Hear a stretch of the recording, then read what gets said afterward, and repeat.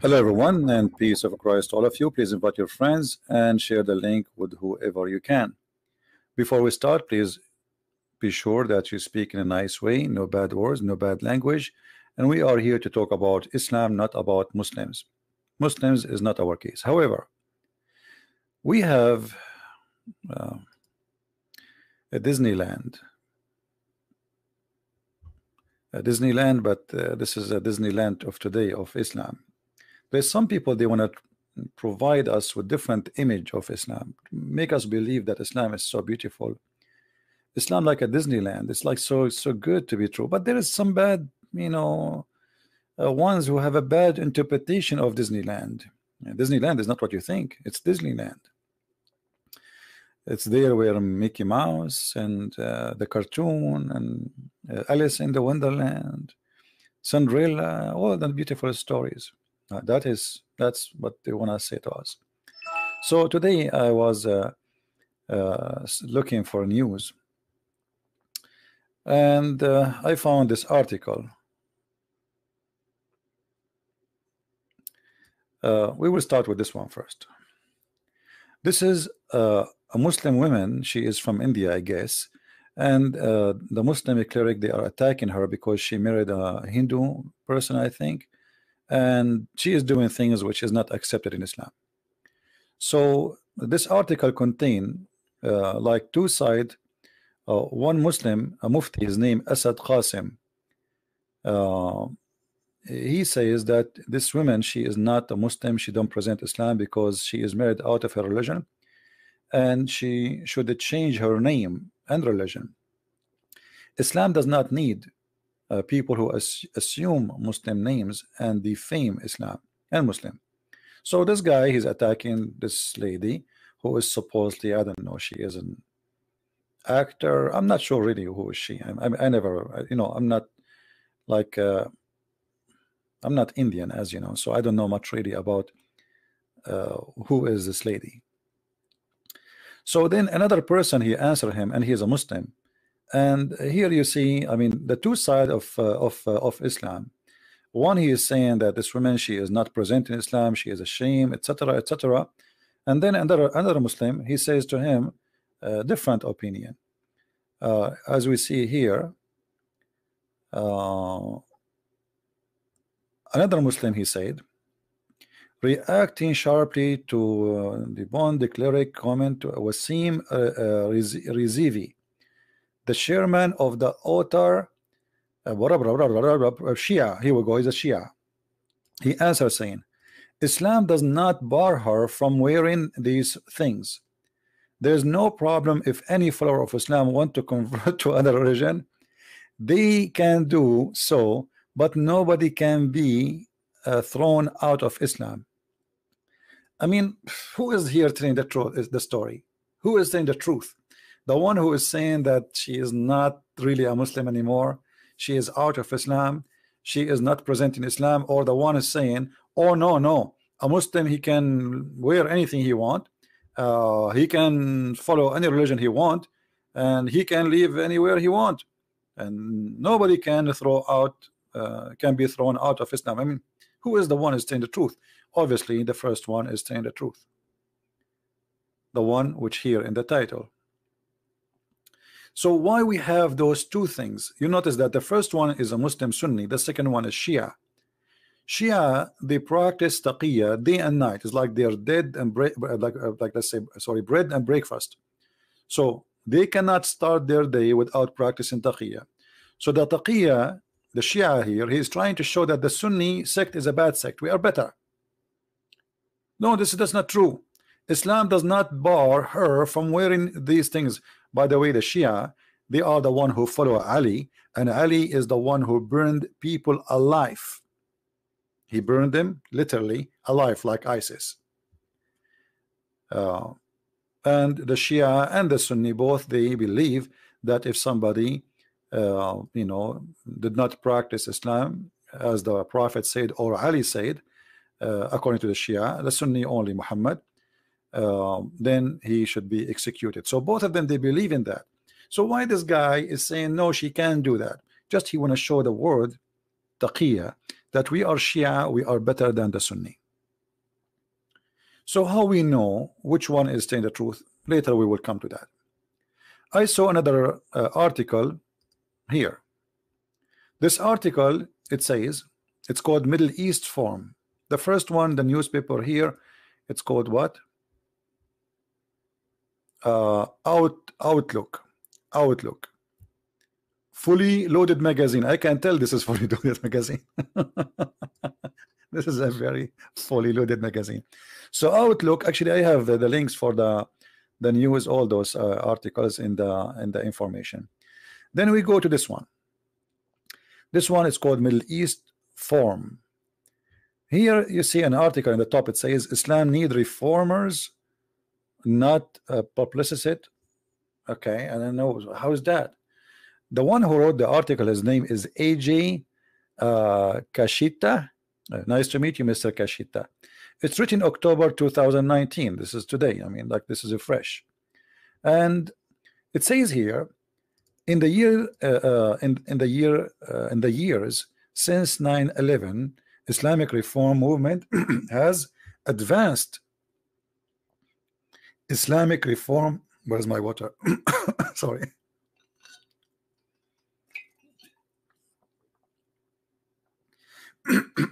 Sorry, the comedy is making my voice disappear. Islamic reform movement. Where we can find this movement? What do you mean? Islamic reform movement has advanced. Where is that? That's happening somewhere. The reformers and the bridge builders. There is bridge builders. There is Muslims who they are bridge builders, and they are called reformers, according to this person. Who are they? Then they go in the article. You can read off. Take your time and read it. And then here we find bingo. We find two pictures. One is called Tariq Fatah, and the other one, his name is Muhammad Tawhidi. Now Tariq Fatah, this guy, I never heard of him before, so I would do a little search in private Google, peace upon him, to see who is this guy. Tariq Fatah, a Pakistani Canadian journalist. So a Pakistani Canadian journalist, and he became a Congress member, I think. Oh, sorry, he is the founder of the Congress, the Muslim Canadian Congress. This is the guy. He will reform Islam, and the guy next to him, both of them, and not only that, they are calling in different article, which I will show you later, Imam Tawhidi, they are calling him the Prince of Peace. And then they go down and they show you another reformer. Her name is Karen Armstrong. This woman, obviously, she is suffering from issues, and she have her own translation of the Quran, which is totally different from the Quran we have. As you see, Karen Armstrong and Muhammad. So this woman, she have a fantasy about Muhammad. Muhammad was the best man. Muhammad was amazing.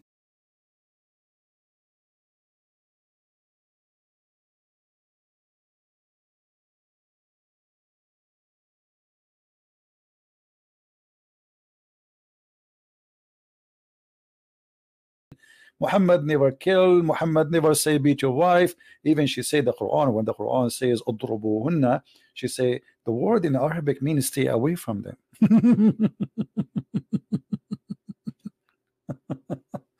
So according to these articles, those are the ones who will fix Islam. But here we need to notice something.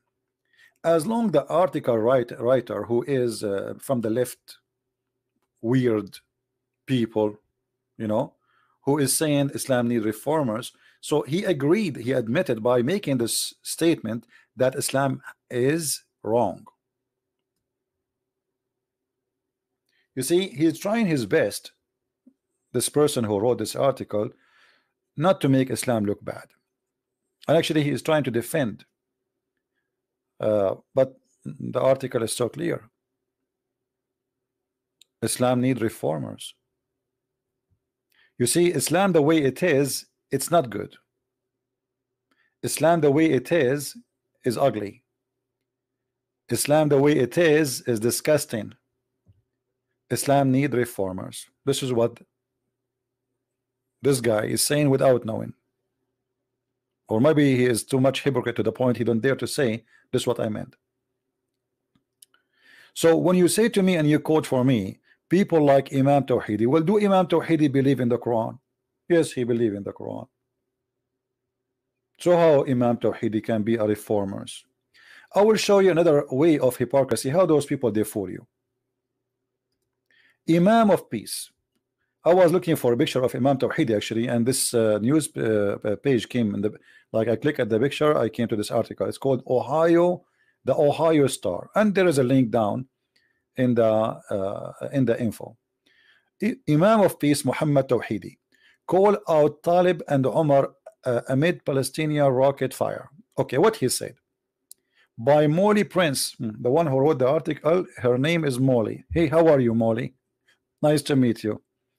An Iranian-born Australian Shia Muslim imam known as Imam of Peace called out fresh man Democratic Representative Ilhan Omar and Rashida Tlaib Saturday for remaining silent amid onslaught of Palestinian rocket fire into Israel. So this guy, he is against shooting at Israel. But hold on, this guy is a Shia. And where he go and where he study all his life, they scream death to America, death to Israel. Actually, there is pictures of him with one of the biggest sheikhs who hate America. He is their student. So what happened now? It is taqiyya. Let me introduce to you taqiyya. Taqiyya is a very Islamic practice according to the Quran, that a Muslim man, he can say anything to protect his target.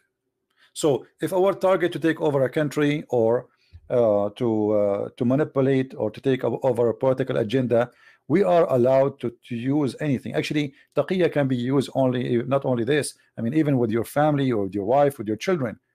As an example, your wife, she asked you, did you marry another woman additional to me? You are allowed to lie, to say no. This is called taqiyya, protection. And the philosophy of it, well, if you say the truth, that will cause a problem. So don't say it.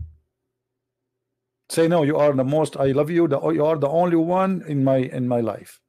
Don't tell her I married, and even though Islam allow him to marry up to 4. Read carefully with me here. It says that the believer should not take the non-believers as friends. But Mr. Tawhidi, as you see, he is defending Israel, right? And he is against Hamas terrorism. But Imam Tawhidi will never answer you about what it says in the Quran, that a Muslim cannot take non-Muslims as a friends. So Imam Tawhidi, when he took the citizenship in Australia, did he take an oath that he accept the Australian government as a protectors and as a authority over him? Yes. How he can do that? The answer is here. It's not allowed for him actually to do that unless it is security. So we can live in this country and we can spread Islam and we can fool them. Read carefully. So anyone he take non-Muslims as a friend, he has no honor, mercy, or protection from Allah, unless it be that you guard yourself against them, save yourself from them, taking it as it were security, saving yourself from them by speaking in a friendly way toward them while your heart is like this. Do you see it? Who is the one saying that? This is Ibn Abbas, the big boss of Imam Tawhidi. This is the cousin of the Prophet himself, and he is a very, very important figure in the Shia sect and the Sunni sect.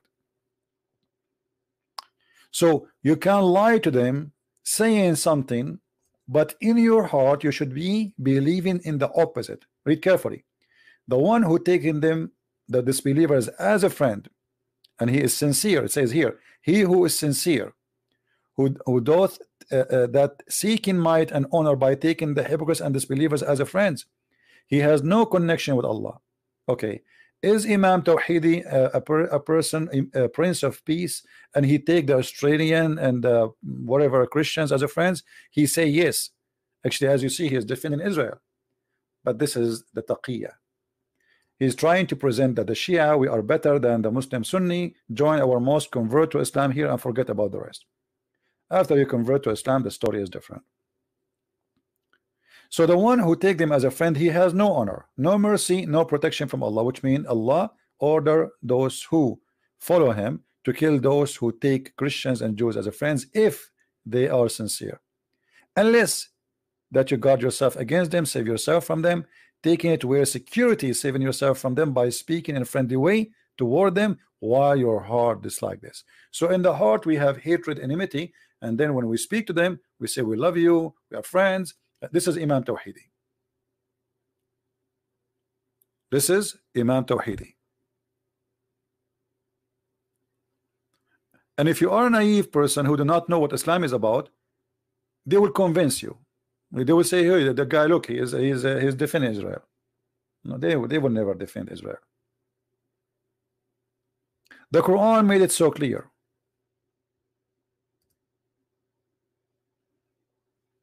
Very clear. That Muslims cannot take non-Muslims as a friend, and they cannot side with them in any way, in any mean. And we have tons of verses in the Quran, tons of chapters. All of them, they lead us to one thing. Actually, the Quran is even make it very extremely clear to the point you cannot even take your own family as a friend if they are not Muslims. So what those people are talking about? They are just trying to bring confusion to you and make you believe that there is a bad interpretation for Islam and there is a good interpretation for Islam. The challenge is here. Who is the one who gave good interpretation for Islam? Are those names are qualified really to give interpretation for Islam, or who are they? No one. In order to reform Islam, we have to change the Quran, and we have to change the books of Hadith. Is Imam Tawhidi, this kid, I call him a kid, he's just a kid, can he take this verse out of the Quran? No. Can he take 9:23 out of the Quran? No. Can he take 5:14 from the Quran? No. Can he take 9:29 where it says kill the Christians and the Jews, slaughter them or force them to pay jizya? No. So what reform? What we are talking about?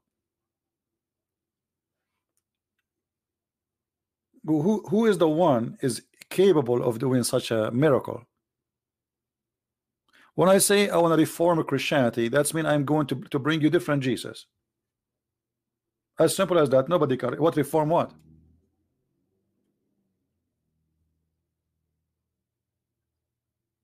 You cannot reform anything. I mean, we don't judge Islam by me or Imam Tawhidi. We judge Islam by Muhammad. He is the founder of Islam. And Muhammad, he made it clear. He killed those who don't believe in him, and he slaughtered them. And he made it clear too that I have a duty to kill all mankind, not only those who they are around me, until either they convert to Islam or I will kill them all. And those are references written by Muslims through centuries, and they are approved by them. And every single Muslim, including Tawhidi, he believe in them. Tawhidi don't believe in the book of Al-Bukhari, but they have different books, which is Shia books, and he believe in it. It's the same, equal to Al-Bukhari, equal to Sahih Muslim, and it says it clearly, kill them wherever you find them. So what this guy is talking about? Imam Tawhidi, when he pray 5 times a day, do you know what he pray? He asks Allah every day 5 times, don't make us the same as the Jews or the Christians. Al-Fatiha is how Imam Tawhidi he started his day. Every day.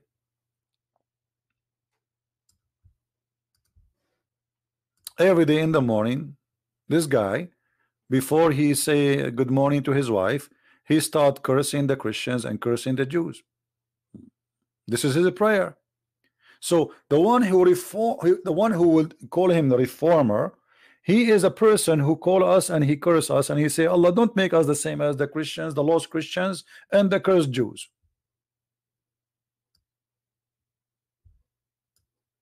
5 times a day.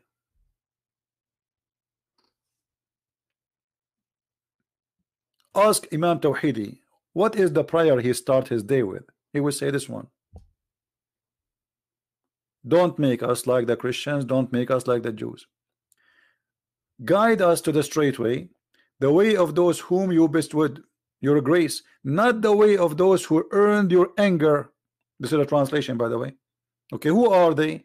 Those who earned your anger, the Jews. Nor those who went astray. Who are they? The Christians. Ask Imam Tawhidi. Who are they? The one who they earned their anger from the Islamic Shia books, not from the Sunni.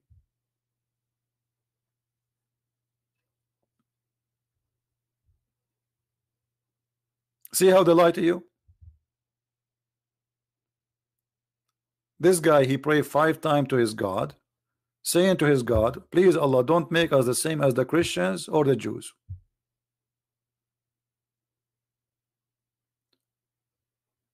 And then they want to convince us that Islam need reformers. How you can reform a religion? What reform mean?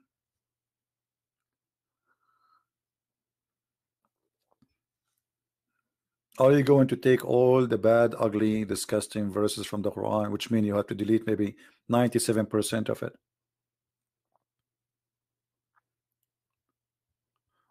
When you see a woman like this woman, Armstrong,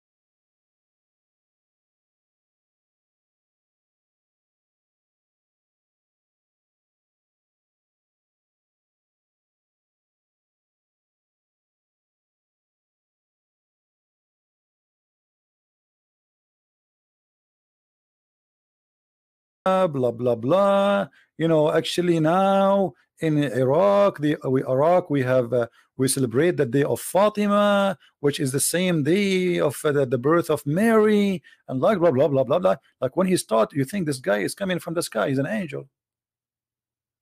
You know, he's an angel. Right after I start getting him busted, at the end, the guy, he says to me, we are going to cleanse from the earth from people like you. We are going to cleanse the people from Palestine from the Zionists. He said it clearly in TV. He is going to which means he claimed that he want to kill all the Jews in Israel. But in the beginning, he was, we are friends, and etc. And we know we both believe in one God, and all of this disappear. Right after I start giving him the truth and getting him busted one by one about everything he said. And you should see how his head was going, or like this guy, he was like suffering.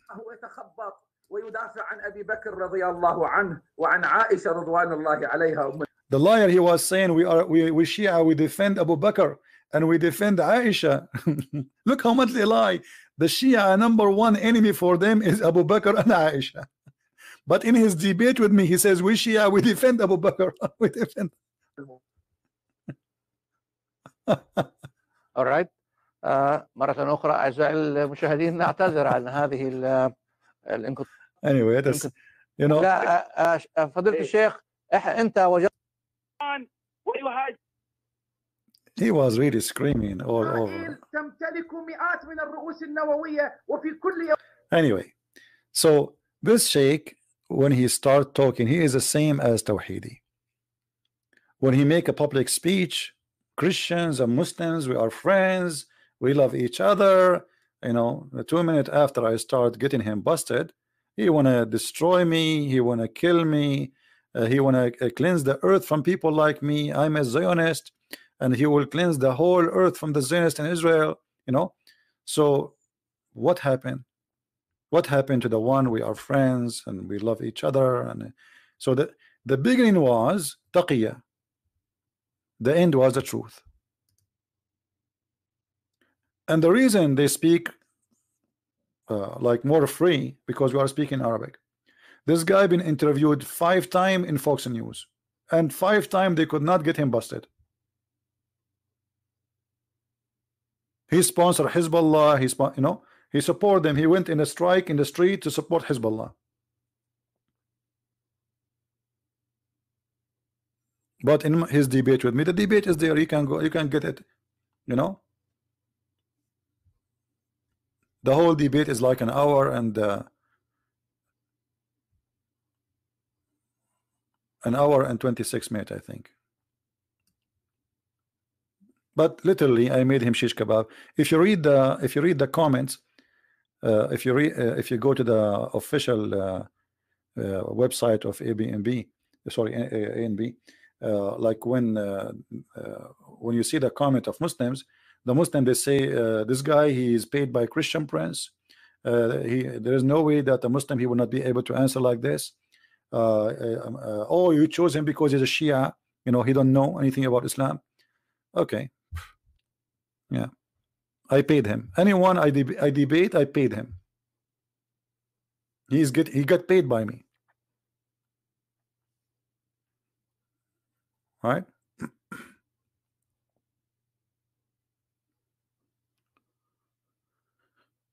Anyway, do we have any Muslim want to say something?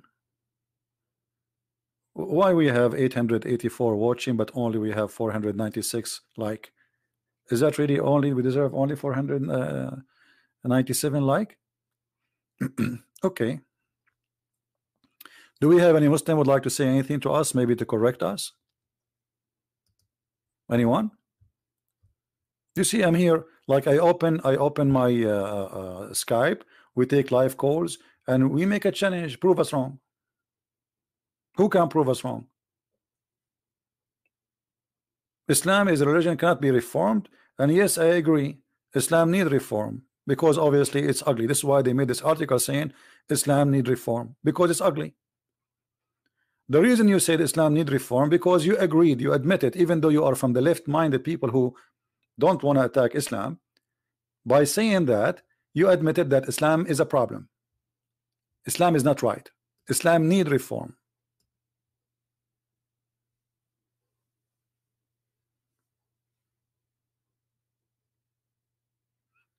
Today, the president of France, Macaroni, I call him Macaroni because he's silly and stupid like the rest. He says, oh, we need to be very careful about watching the society watching the terrorist. This is what you need? Is that really what you need? No, what you need, my friend, is to open a TV station attacking and exposing Islam. If you show the Muslim that there's no versions waiting for them, nobody will join ISIS. They will go to Disneyland because Disneyland is more realistic. What you need to do is to show Muslims that Islam is false. Otherwise, if you arrest one terrorist, tomorrow there will be 10. You arrest 10, tomorrow there will be 100. Because the idea is there and they believe in it. You have to fight the belief, which is the reasoning. Those people, they think they want to fight terrorism, but they don't want to fight the reason for it. The reason is Islam. A police officer, he was a policeman for all his life, never hurt a person, converted to Islam, and then he attacked people and he started killing them. This is just last week. Why he was not killing people in the last 40 years of his life?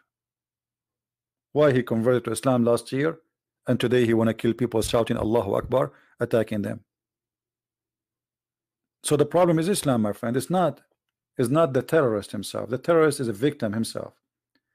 The terrorist is a victim. He's a believer in an idea that if he killed those who don't believe in Islam, as Allah told him, he will go to heaven. All the Western countries, because they are stupid, they are fighting terrorism, not Islam.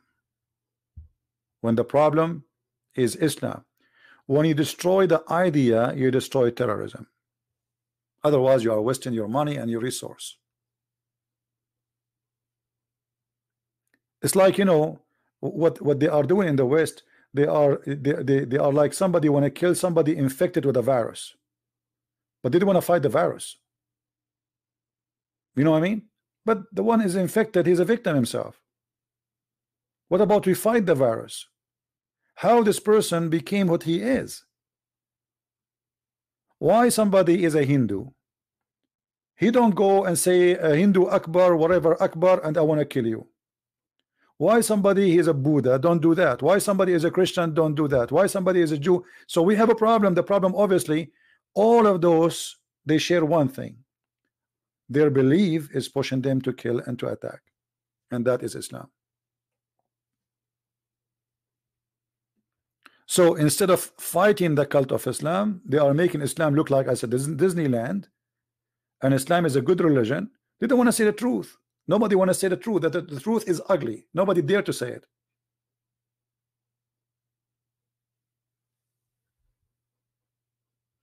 And look here, that we have a Muslim saying a flat earth Bible. The Muslim is not worried about what we are talking about. He's talking about a flat earth Bible.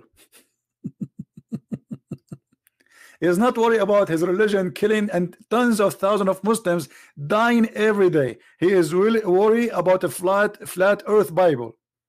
By the way, the Bible says the earth is round, you idiot. Like a globe, actually not round.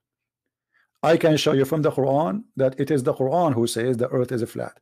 This is why you Muslims, you have to pray in the direction of Mecca, because you think and you believe that the earth is a flat. And right now, you can call me right now. You show me the verses in the Bible saying the earth is a flat, and I will show you the verses which you cannot, because you see, when you show me something, you have to read the Christian interpretation for it. I will do the same. When I show you something, I will read the Muslim interpretation for it. And I will show you unlimited numbers of a flat earth in the Quran. But because you are ashamed of your religion, so you are trying to divert our topic from the shame of Islam and Muhammad to make it about a flat earth. If earth is a flat or not a flat, that will not change that every day today people are being slaughtered in the name of Allah. As we speak now, Erdogan, the great Muslim, is going to attack the north of Syria, threatening the life of millions of Kurdish. And the potato Trump, he decided to open the door for him. That is the truth. This is what you are good about. Attacking your neighbors, slaughtering your neighbor, taking them as sex slaves. Attacking Cyprus, taking half of Cyprus.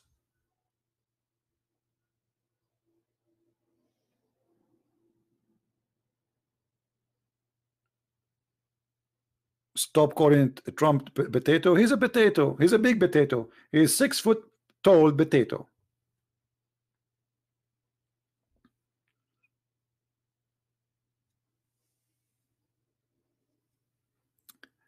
He is a flat earth Christian. That means he is dumb. I don't want him here. Flat earth Christian. No, he's a Muslim, my friend. They use different names just to fool you. Taqiyya, taqiyya, learn. A Muslim, he will change his name and he will claim that he is a Christian, so he can say, okay, see, Christian believe in this.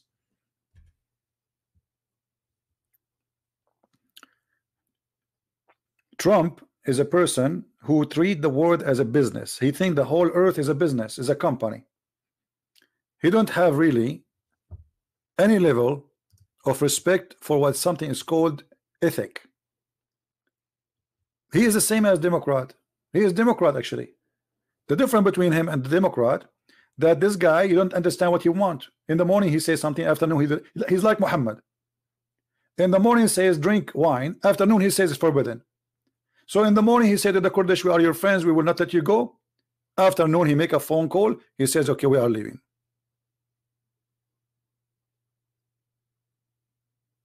That is the truth. I voted for him, and next election I have to vote for him, because if we don't vote for him, we will get another donkey bigger than him. In America, my friend, we don't elect president, we elect donkeys. But there's sizes. There's big donkeys, small donkeys, mule donkeys. One of them he will hit you in your balls, and the other one will hit you on your ass. Choose one. But all of them are donkeys. All of them, with no exception.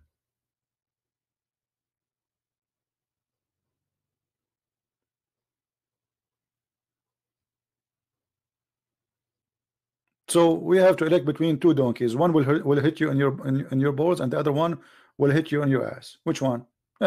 Maybe the ass is we have a cushion there. And look at those poor Kurdish. They fought with America side by side for the last 8 years. Overnight he sold them out. Overnight.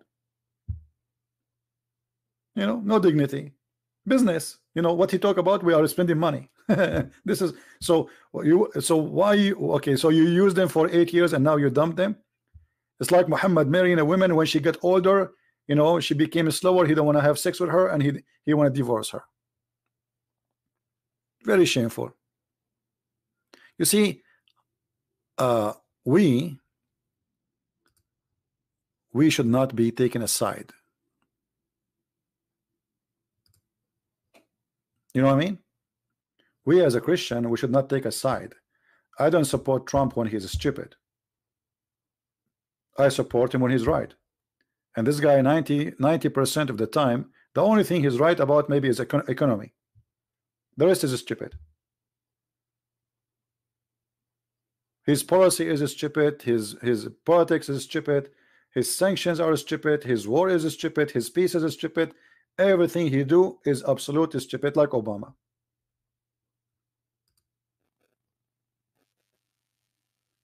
But if you ask me, are you going to vote for him next year? I say yes. What I can do? Voting for a stupid better than voting for a crazy person.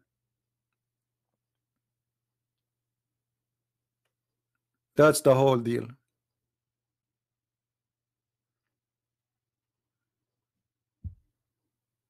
Right?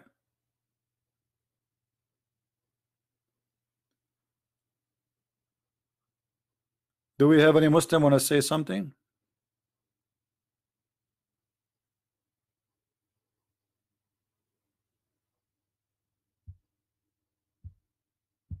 Any Muslim want to say something?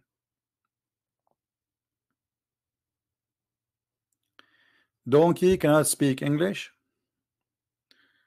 Well, I don't know. Muhammad, he spoke to his donkey in Arabic, and he asked him if he liked females. You can find that in Ibn Kathir. And his donkey, his name is Ya'fur.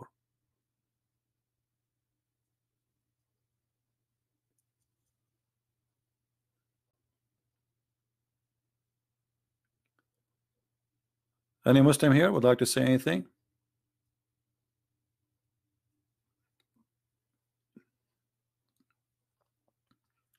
No, all politics, you know, when I call donkey, this is on my scale. All politics are the devil. They use you and they fool you. You see, when they go to election, what they do? As an example, Obama before the election with Hillary Clinton, he signed the biggest deal as an aid to Israel in history of USA, the biggest ever. Suddenly, Obama became in love with the Jews in Israel. Why? Because he wanted their support to Hillary. They fool you. They you know, they don't care really for. They care how they can win election. And Trump today, all what he's worried about how to win the election. If he would draw the army from Syria, he will be the one who says, I am the one who took the army from Syria. Always in those countries, in the Western countries, the one who sent the army is the bad guy. The one who would draw the army is the good guy. This is their mentality. So he want to be the hero who is going to withdraw. It doesn't matter what the price is. It's just for the sake of election. He don't care really for what's going to happen next. And the one who is attacking him for withdrawing is just for the sake of election too. It doesn't matter really. If they are in office, they will do the same. All of them, they are a bunch of liars. Obama, he sent hundreds of millions of dollars to the terrorists in Syria. More than $600 million. Nobody questioned him why and how.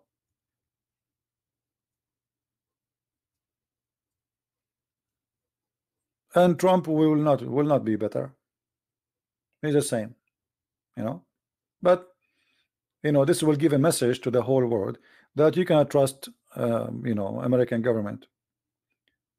You cannot, because American government, the system here is a business system. It's not about what is right, what's wrong. It's a business. You see now, if a Trump, he made the economy super like amazing. Already, actually, he is successful in that. Still, he is bad for the left. So it's not what he do; it is who he is. It's a country run by two hypocrite parties. It doesn't matter what the other side of the party does. He's bad. He's ugly. He's evil. So each one of them, he try to make the other one evil, as much as he can. And each one of them, he claimed that the other part or the other party is the devil himself. He have no dignity. But the truth is, both of them are the devil. They are two faces for one coin. All what they do, they exchange position. But nobody is being truthful. Yeah, the difference between Obama and Trump, Obama, he knew how to say words. He is very careful. This guy is like a big kid. Whatever in his pocket, it is in his hand. It's like, you know, you wanna know what your neighbors did yesterday. Go ask their kid. Hey, what your mom cooked yesterday? He will tell you right away. This is Trump. He go in the phone. He speak everything in the phone. Nobody do that.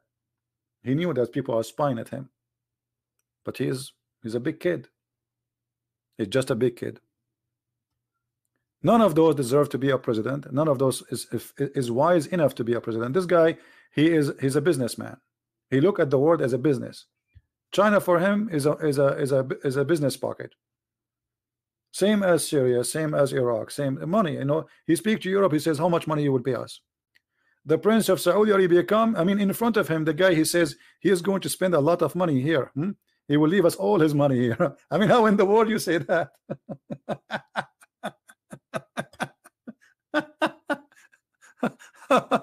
What kind of a president he is? He's just a kid. He is just 6 foot tall kid. He say things nobody should say. And actually, this is why he won the election. Because people, they are sick of people being fake. Nobody want to say nobody speak as things as it is. This guy speak things as it is.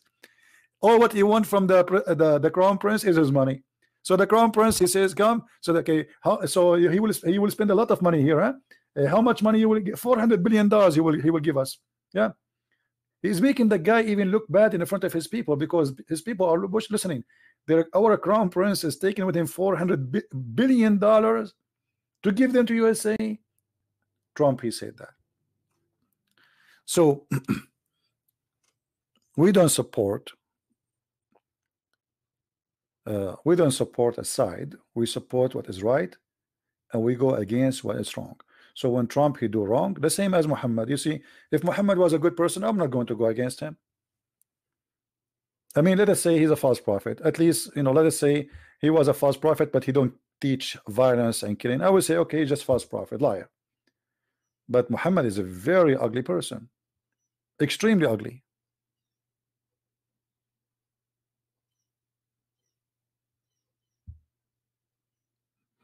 Do we have any Muslim want to say anything? Yeah, I vote for Trump, and I will vote again. I mean, what if we don't vote for Trump? Who we will get? Pelosi?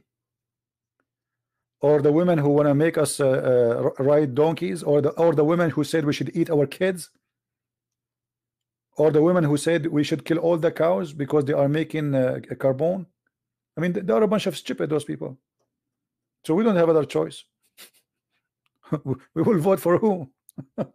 Or Bernie Sanders? I mean, those people are high. They are too much in hashish. They are literally in hashish. Those people, they are coming from Disneyland of hashish. So Trump, maybe he is a donkey for me, but those guys are the manufacturer of donkeys. Actually, even their sign of their party is donkey. You believe it or not? He's not a communist, he's stupid. He's a millionaire. Communist, have you ever? He's a communist, but he has millions of dollars in his pocket. I mean, do you see how much communist he is? All of them, they lecture you about poor, but all of them, they are millionaires, if not billionaires.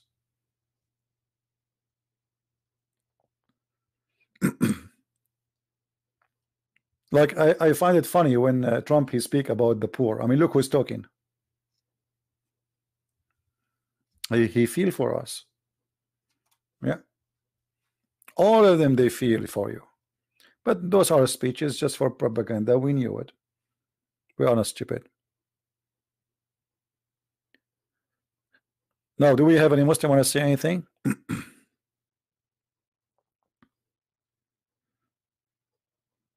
Actually, I'm going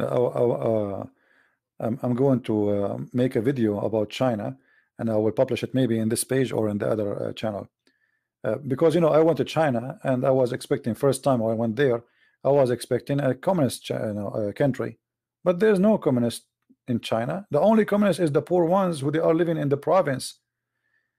There's billionaires. I mean, not only billionaires. I mean, there's trillionaires in China.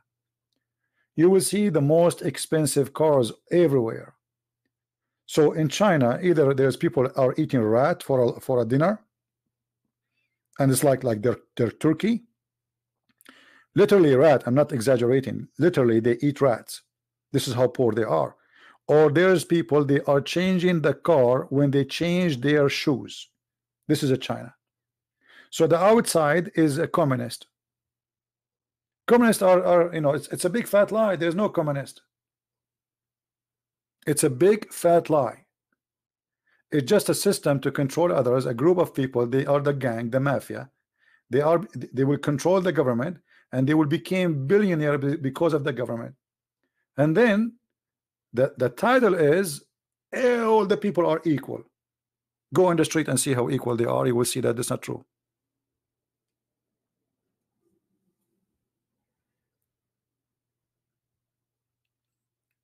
Communist is the same as Muhammad. Muhammad, he says, kill them and take their money and we spread it on us. But when the truth happened, he says the fifth to me and the fifth to Allah and the best of the booty to me.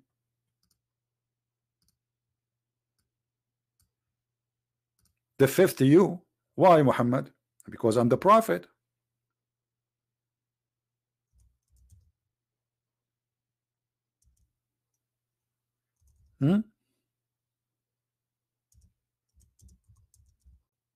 He's the prophet. He will take the best of the booty. And he will add after that, he says, and that the fifth will go to Allah and his messenger, and then we give the charity for the poor.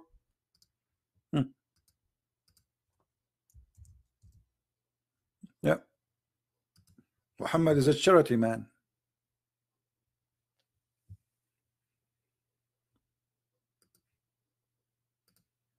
Very much charity man.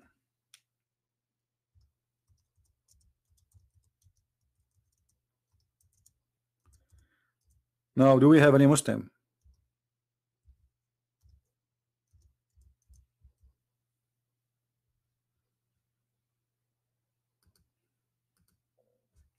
Anyone? Any Muslim want to prove us wrong?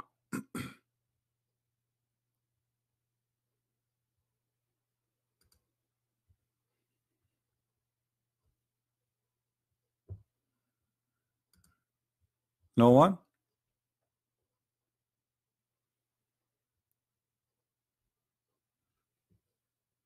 And you remember when Muhammad, he stole some clothing. I mean, even a prophet, he steal clothing. The Muslim accuse him that he stole an underwear.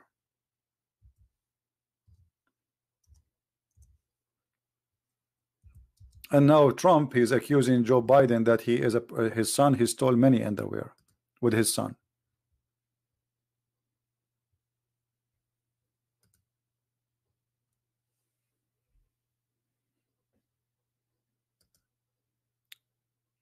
So do we have any Muslim or no? All right, look like we don't have Muslims for today. It's a dry weather today, maybe. Today is October 8, 2019, and now it's 4:34, and look like we are very dry today. I don't know what is today. Why October 8? What October 8? Oh, maybe today is Mut'ah Day. Is it Mut'ah Day? Mut'ah Day usually is a Thursday.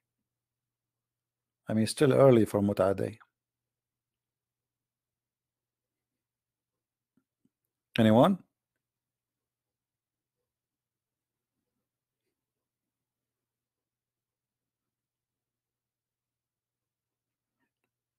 I remember when I was in school going to my university, we went with a driver. He's a Muslim driver, according to Abu Muhammad.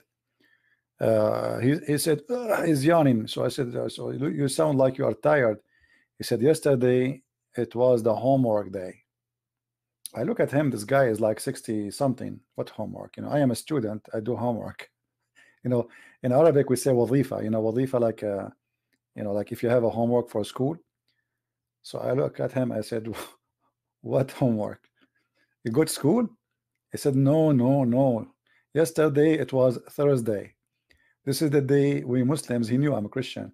We Muslims, we do our homework once a week. I did not. Said, we Muslim do. I said, what do you mean? He said, like, come on, my wife, you know, we had boom boom, you know.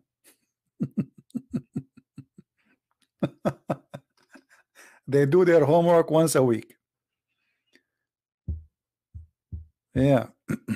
And I was thinking, this guy, he go to school now, and yesterday, what he did exactly. Oh boy.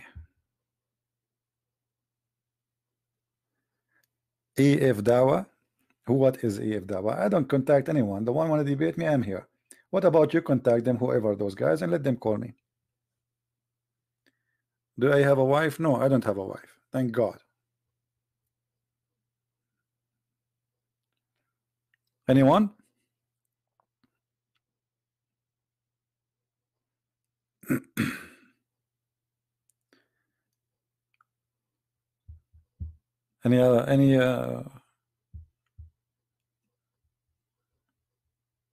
Any Muslim? Don't ask me questions. It's silly questions. Do you have wife? Do you have children? No, I don't have wives. I don't have children. But not, but don't ask me those questions again. I mean, what that will make a difference for you? If I have a wife, a children, or not? Is that going to pay for your bill? Are you going to have better electricity? What does this have to do with our topic? Any Abdul?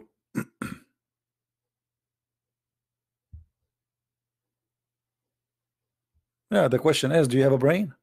That's a good question. Are you sure you have one? Touch it.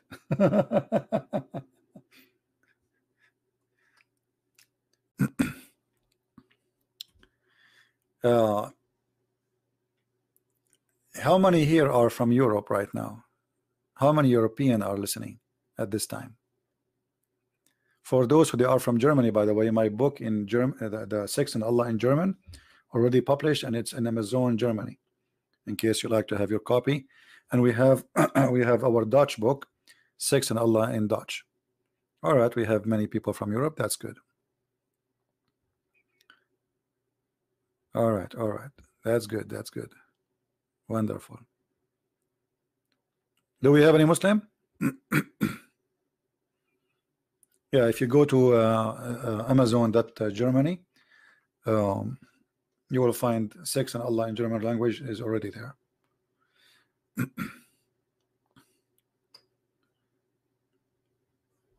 I'm losing my voice.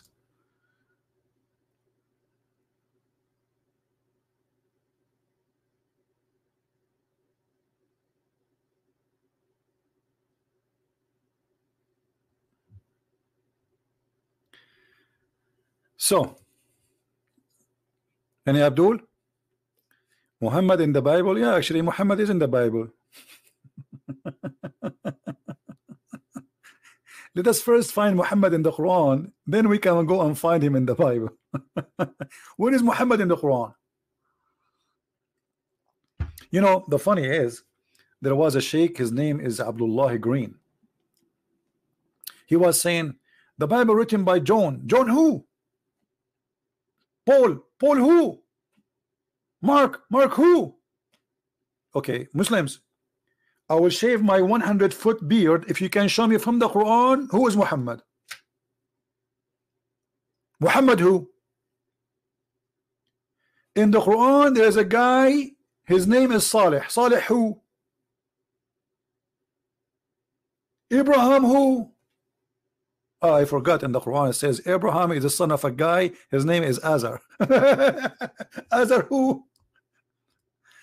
Abraham, his father, became Azar. I don't know what's wrong with my, I think I drank too much coffee. Azar. So it's really funny when the Muslim, they ask questions and they make challenge. Okay, I challenge you right now to call me and I will tell you John who, and Mark who, and Luke who. Now how you can tell me from your book Abraham who, Israel who, Muhammad who? We have the Quran in front of us. As you see here, it says Abraham, he said to his father Azar. Abraham, you have a father, his name is Azar. What happened? His father changed his name? Huh?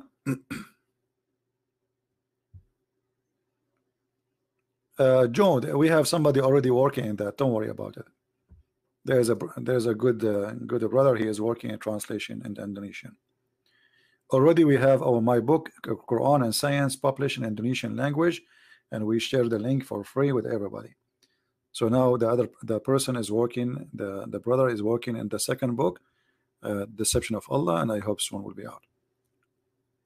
Any Muslim can tell us who is Azar? We don't know.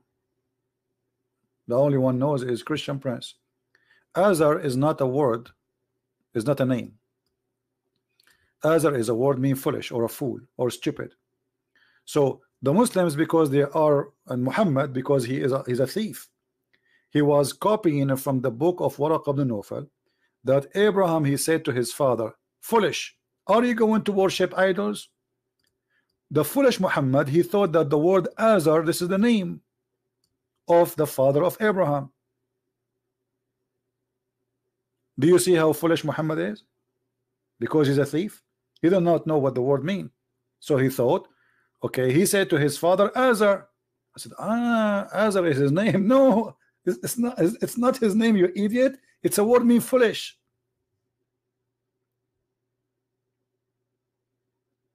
So the smart Muhammad, he made the word foolish the name of the father of Abraham. Do you see how smart he is? If you replace the word Azar with fool or foolish, it makes sense, right? It makes sense, because he's saying to his father, are you going to worship idols as gods? Otherwise, why somebody want to say Abraham, he said to his father Azar? You just said his father. There's no need to say a name.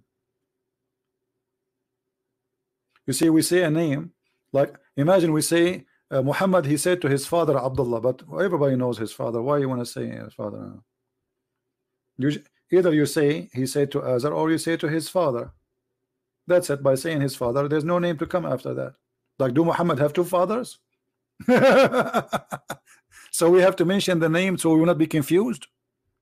You know what I mean?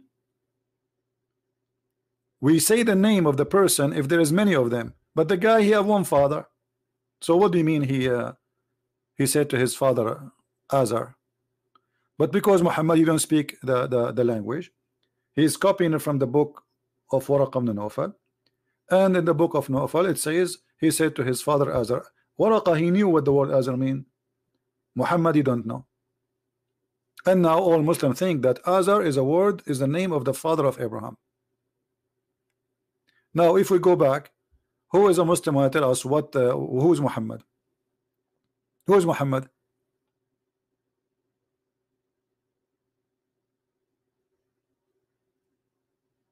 Anyone can tell us who is Muhammad? How we can even get a proof that Muhammad exist?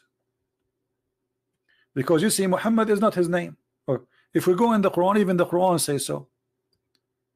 The Quran speak about a person. Sometimes his name is Muhammad, sometimes his name is Mustafa, sometimes his name is Ahmad, but they are not the same.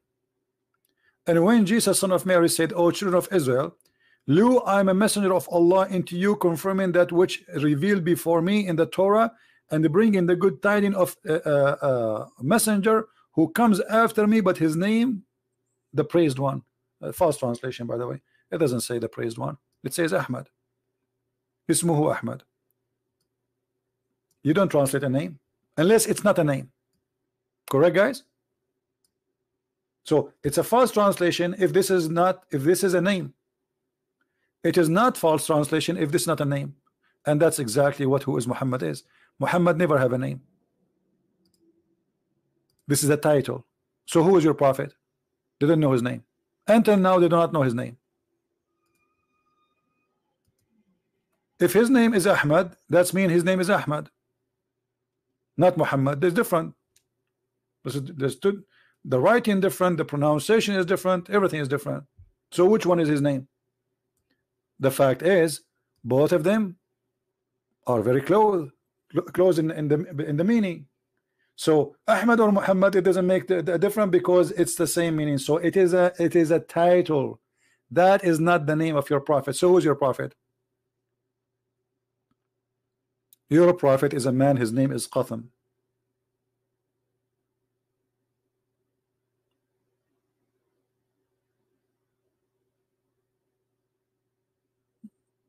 Azar is a girl name. Now you are talking about something, the pronunciation is different. This is Azar, not Azar.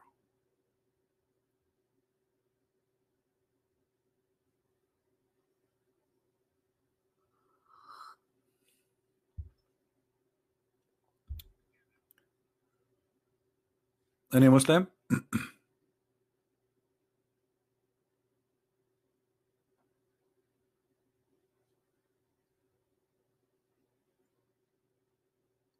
I still did not found your video about the word Abraham in Quran. I don't know what do you mean.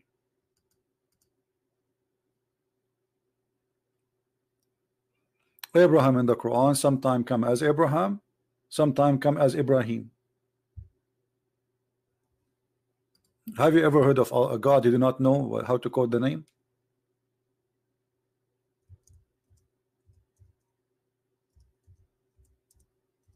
Why?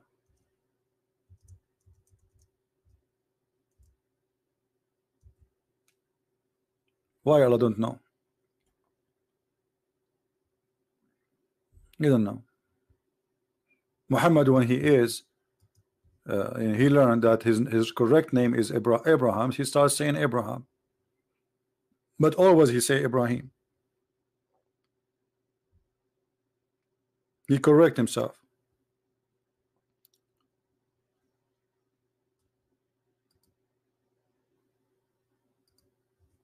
Who is Isa in the Quran? Nobody heard. Nobody heard about someone his name is Isa before.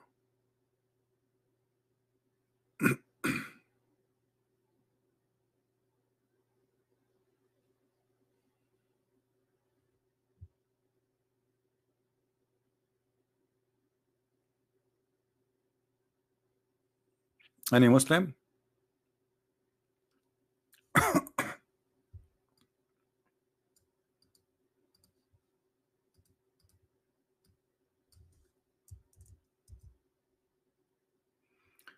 Just to show you something here. Okay.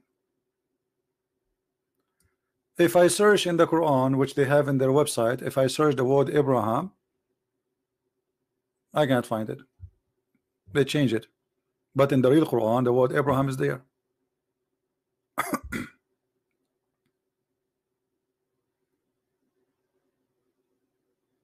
Actually, it should appear in the Quran as you see it in the screen in more than 33 places. They change it all. They make it Ibrahim. So it's Ibrahim or it's Abraham?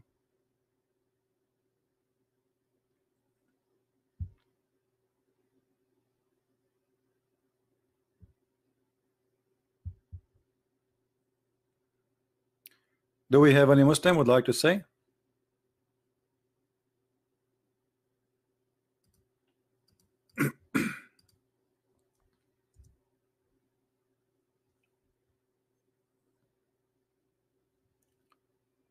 No Muslim. Are the Arab possessed by the devil? Why you think so? What does this have to do with being Arab? There's people, they are possessed by many things. The devil can appear to us or in our life in many ways.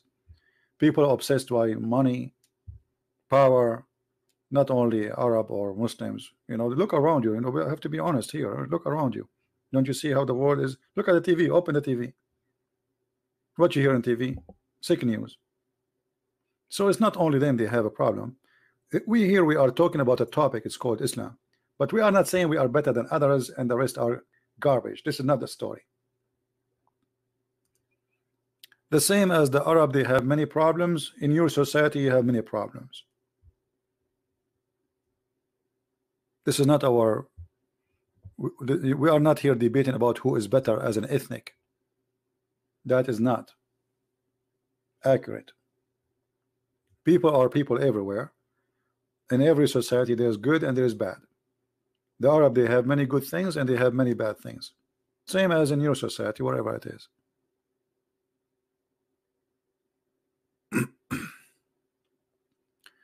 The Muslim, they say that Muhammad is mentioned in the Bible. Well, they can say whatever they want. But in order for Muhammad to be mentioned in the Bible, you can search that. I have a video. It's called Muhammad in the Bible. Shocking. Just I made it a few days ago. I mean, maybe 2 weeks ago. Watch it and laugh. For Muhammad to be mentioned in the Bible as a prophet, he have to be a prophet first. Have you ever heard of somebody? He's mentioned that he's going to be a prophet, but he's not a prophet. How Muhammad can be a prophet and he says that the sun set in the murky water? Is that a scientific prophecy? Because before that we never learned where the sun set. He is the first one to tell us. How Muhammad is a prophet, but he thinks that the sperm of the man became a congealed dead blood. how Muhammad is a prophet, but he claimed a prophecy that if women have orgasm first, the baby will be a girl. If the man have orgasm first, the baby will be a boy. So regardless if you can find the name of Muhammad in the Bible or not, which is not true, but if you want to find the word praised one, well, oh, the Bible is full of it. You see, the Arabic and Hebrew, they share all the same roots. Most of the Arabic and most of the Hebrew is coming from the Aramaic. So the Muslims, because they are so desperate, as an example, Djupet was saying that the Song of Songs, there's 1,000 videos of Djupet saying the Song of Songs is shame. The Song of Song is a book of porn.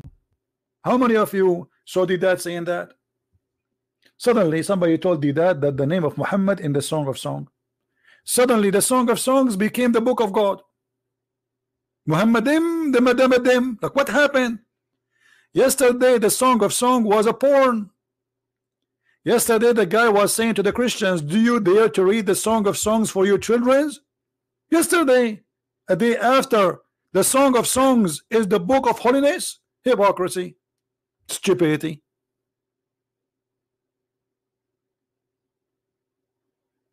Right? Yesterday the Song of Song was a shame. Today the Song of Songs is where the prophet name is mentioned.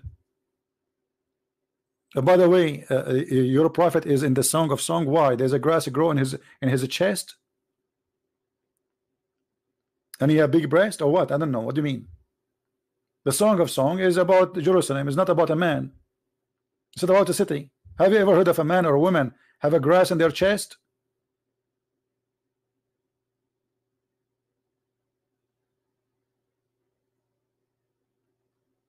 But Muhammad, that's it. He found Muhammadim. So obviously the Song of Song is about Muhammad. When you are bankrupt, you are looking for anything to find a solution. How we can prove Muhammad a prophet? We could not prove to them that Muhammad is a prophet from the Quran. He is bankrupt. So let us try to find Muhammad in their Bible. How you keep saying to people that your Bible is corrupt, and then you say to them Muhammad in the Bible?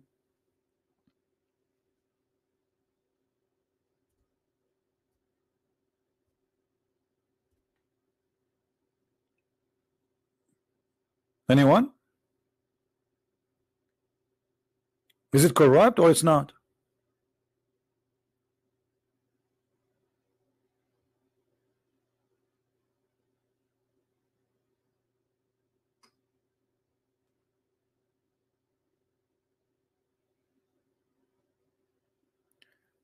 The effective approach to Muslims, that's something personal, because every one of us is different. How you approach Muslims. For me, you know, I do it the way I do it. You know how I do it. But you are different. It's about how much knowledge you have, how much confident of your knowledge you have. You see, don't approach anyone if you don't have knowledge, because that will make you look like a fool, or even will be against you. It's like somebody, he want to school somebody, he have a PhD in mathematics, but then the second he challenge him, after 2 seconds the other person, he will make fool of you. So in order to challenge somebody about anything, you have to have knowledge, and that knowledge have to be strong and solid. So never approach unless you have knowledge first. So let us say, before you approach others about anything, approach yourself. Educate yourself, prepare yourself, study yourself, what you want to talk about, otherwise you will look like a fool. Can you call me? For sure, Asim. Are you a Muslim? If you are a Muslim, you can call me. If you are not, no. Anyone is a Muslim would like to call me, give me your ID in Skype and I will call you.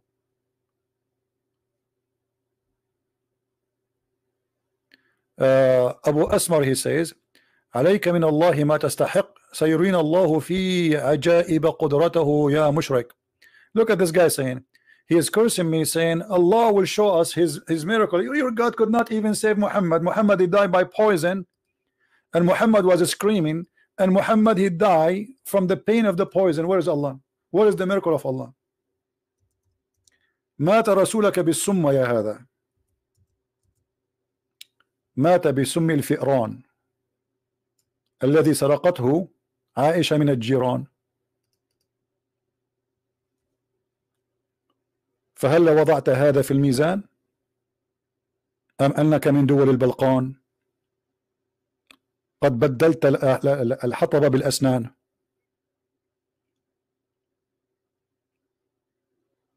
هل تسمع؟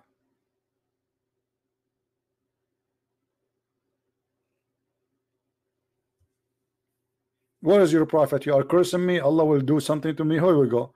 You're a prophet. He died by poison, and he was praying to Allah every day. Allah, Allah, and Allah did nothing.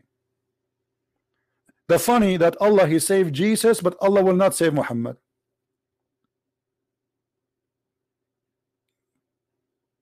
Who is the guy who speaks Arabic? Are you going to answer? Are you searching Google?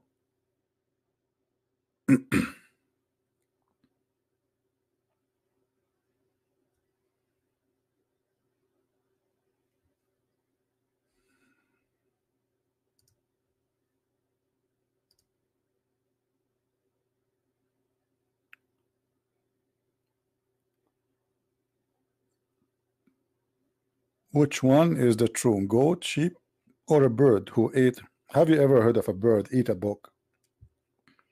I mean, I got really, questions. Have you a bird ate the book? What? Since when birds eat books? Man, no. The hadith says dajin. Dajin. Dajin in Arabic is for any pet live inside the house. So, but usually those who eat papers is goats. And as I know, like the most popular animal in Saudi Arabia or in the desert, either camel or goats. Why? Because they can survive the heat and the tough life. Sheep, they die easy. They get infected with the heat easy. They need they cannot survive that easy. But goats, they are a lot more hard animals. You know, this is why you see goats living in the mountains. Sheep, they cannot really survive by their own. Goat can.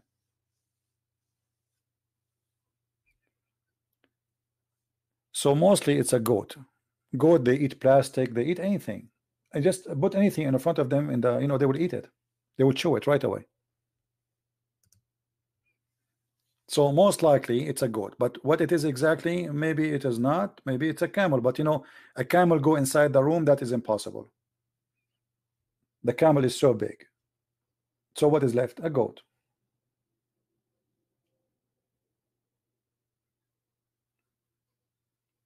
Yeah, goat, they eat anything. Actually, اسمع يا زنديق، أرنا محاورة على البث المباشر. يا أبو أسمر، الزنديق هو محمد، وبالدليل والبرهان، فقد وجدناه مع صفوان متآمرا على أم النسوان عائشة، وهي كانت معه فلتانة. ألم يثبت بالدليل أن رسولك ضبط عائشة متلبسة مع صفوان ثم غطى عليها؟ أما الحديث المباشر، لو كنت رجال اتصل، يلا تعال اتصل يا أبو شخة، اتصل. A Muslim is challenging me. I mean, says, oh, he challenge you. Okay, call me.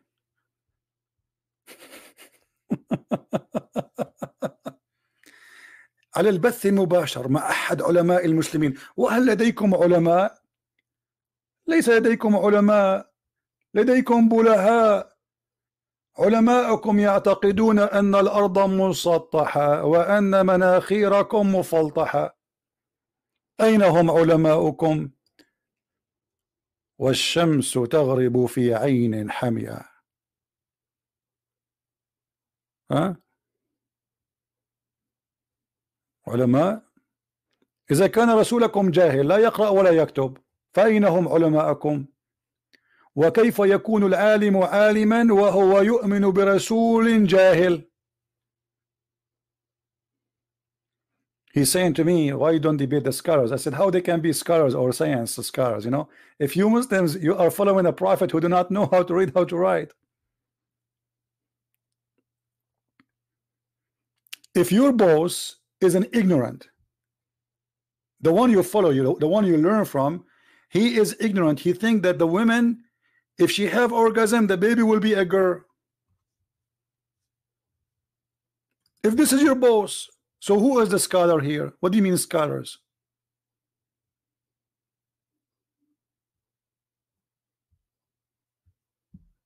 Right?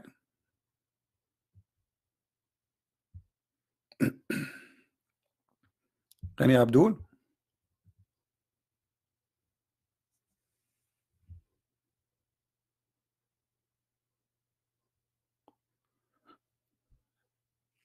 Any Muslim? Look, how many times we said any Muslim, any Muslim. I feel like sometimes like somebody in the front of a church begging for money.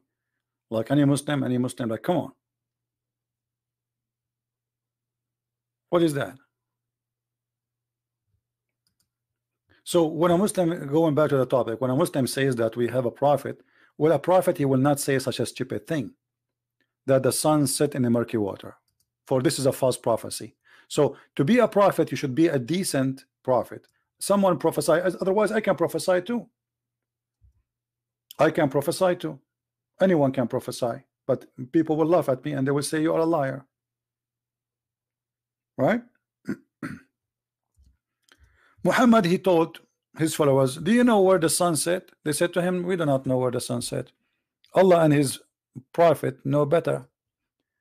He said that Allah taught him that the sun set every day under the throne of Allah. And where is the throne of Allah? Is above the water.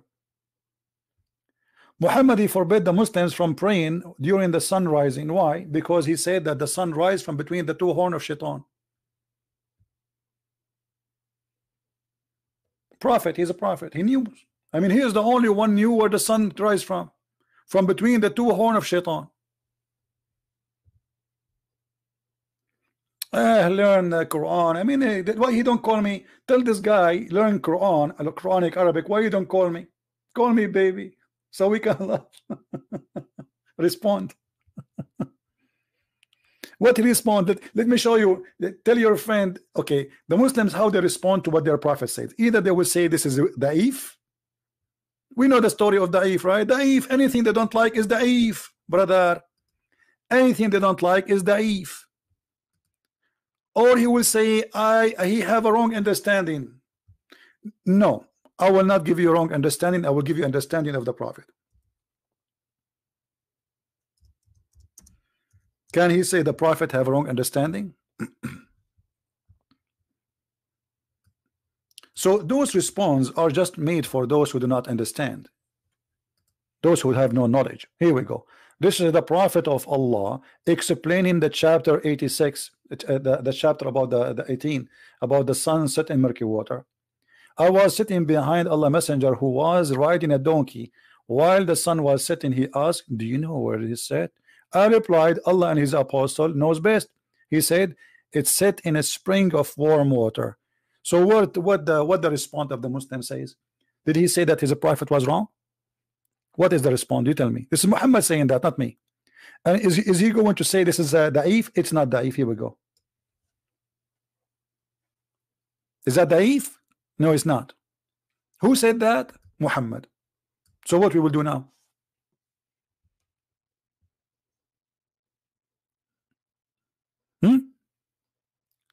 So in order to cover up the madness and the stupidity in the Quran, they start fabricating stories. Oh, there's many stories which is not true. The Quran was not saying that the sun set in murky. No, it says that the sun set in a spring. They say to you, brother, he thought the sun sitting in the ocean, but it's not Allah who's saying that. No, the one is talking here is Allah, and he is not saying he thought. He said he found it.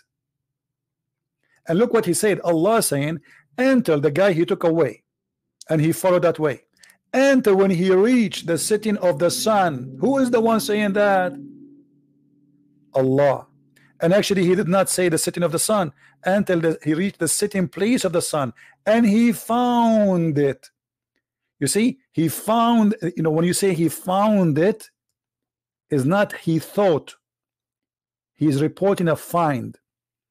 And then he says, and near it, after he found it sitting in spring, and it's not in the ocean as they claim and they lie. As you see, even the Quran says it's spring. Why it is a spring? Because there's legions, people, they could not explain how some places there's boiling water, spring of water boiling.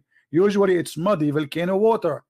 So what they believe, that obviously because the sun jump in the spring at night, that is making the spring boiling. This is where the sun goes.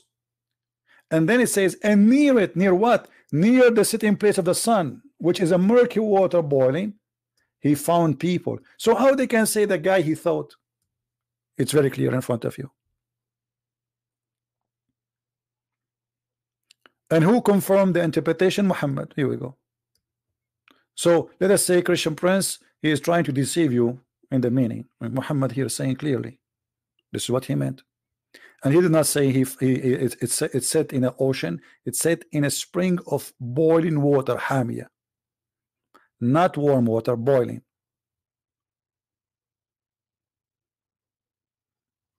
Any Muslim?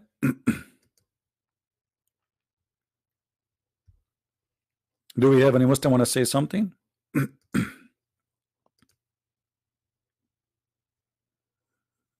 No?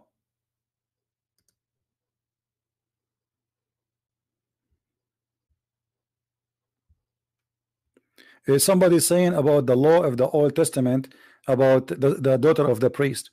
Okay, my friend, as long you are against the law of the Jews, why you Muslims take the same? You're a prophet, he burned people alive, and he ordered to burn people alive. And Ali, he burned people alive, and he took everything from the Jews, he put it there, stoning to death, burning people. So as long you're against that, how come you are believing in Muhammad? How come you don't ask the same question for your prophet? I will tell you why, because you are a hypocrite.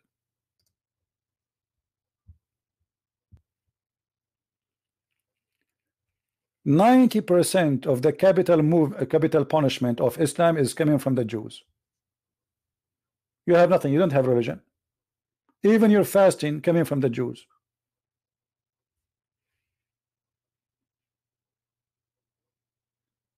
You don't believe in the Old Testament? No, you believe in the Old Testament. Here we go. Let me show you. You're a prophet. He took the Torah and he swear by it, says, I believe in thee and the one who sent thee.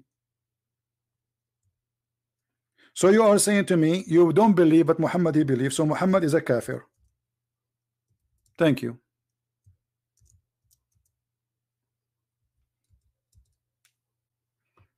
Do you see it? Muhammad, he asked the Jews to bring the Torah, and he put the Torah in the cushion, and then he swears saying, I believe in thee and the one who sent thee.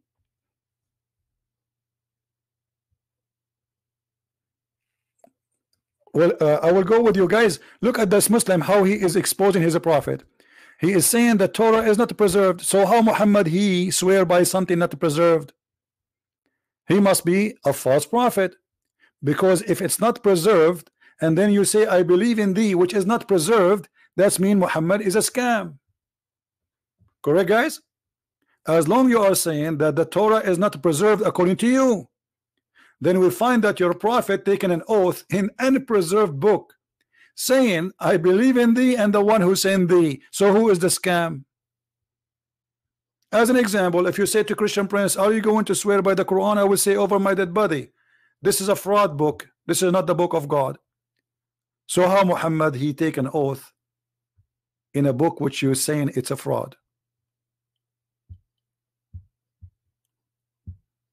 Huh?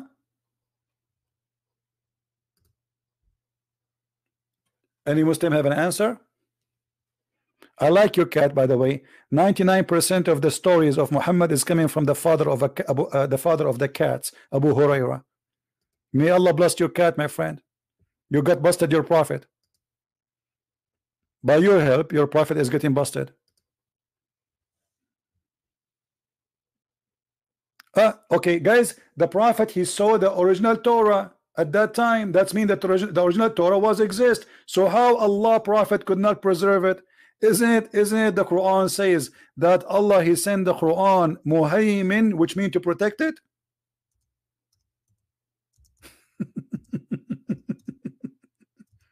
Guys, look what he said. He said the Torah at that time was preserved.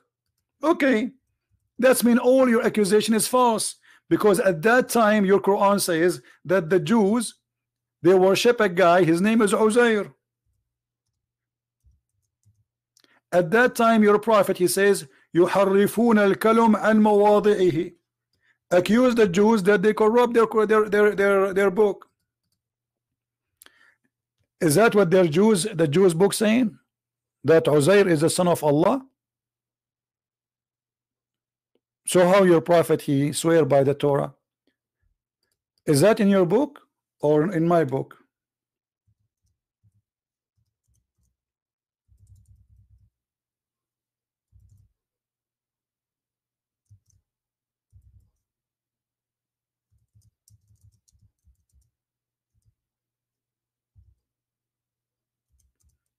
Who is a Muslim when I call us? Look at this verse, a disaster.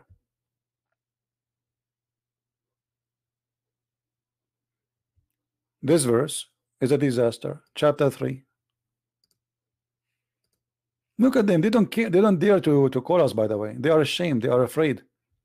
They are text people.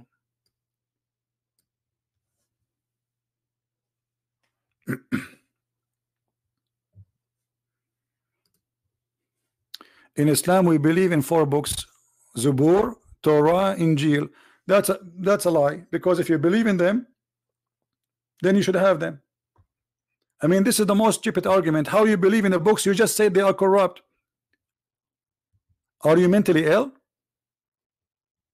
How you believe in books are not exist? Did you see the real? Did you see the real Bible? A second ago, just to show you the madness of the cult of Islam, this guy a second ago he was saying that the Bible is corrupt, and now he's saying he believe in the Injil, he believe in the Torah. How you believe in them but you don't have them? Do you have them? We believe in them, but do you have them? No. So how you believe in them? That's mean you are a drunk person. How you believe in them? Do you have them? No, we don't have them, but believe in them. Stupidity. Stupidity is intelligence these days. I believe in the Bible. Brother, we Muslims, we believe in the Bible. Brother, is the Bible corrupt, brother? Absolutely. But so you are saying you believe in it? Exactly. But if it's corrupt, how you can believe in it? I told you I believe in it, but we don't have it. We don't need to have it, brother. We believe in it. But how you can believe in something you don't have? I don't have to believe in it in order to have it, and you don't have to have it in order to believe in it. We believe in it. As an example, we believe in Allah, but we don't have Allah. There is no guarantee that Allah is a real God, but we believe in him. Many Muslims have something to say?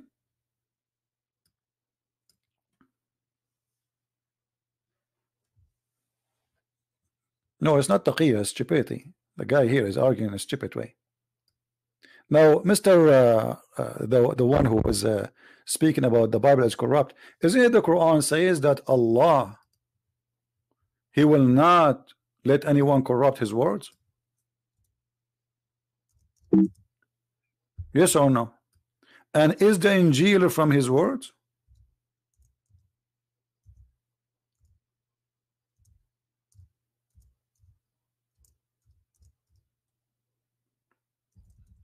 Who's a Muslim wanna call me? I mean, why those Muslims are just, what the problem?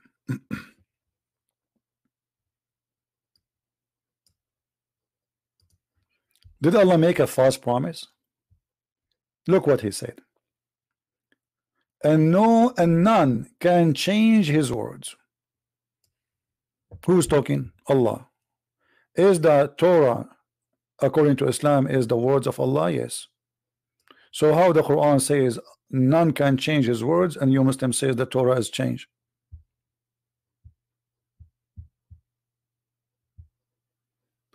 Dr. Hassan, he like to call me. Okay, no problem. Give me your ID in Skype, Hassan. especially if you're a doctor.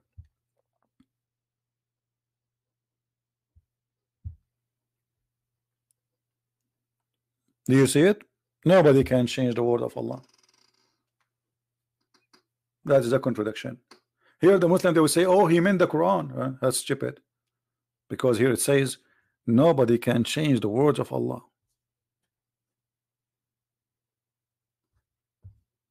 The words, any words, as simple as that.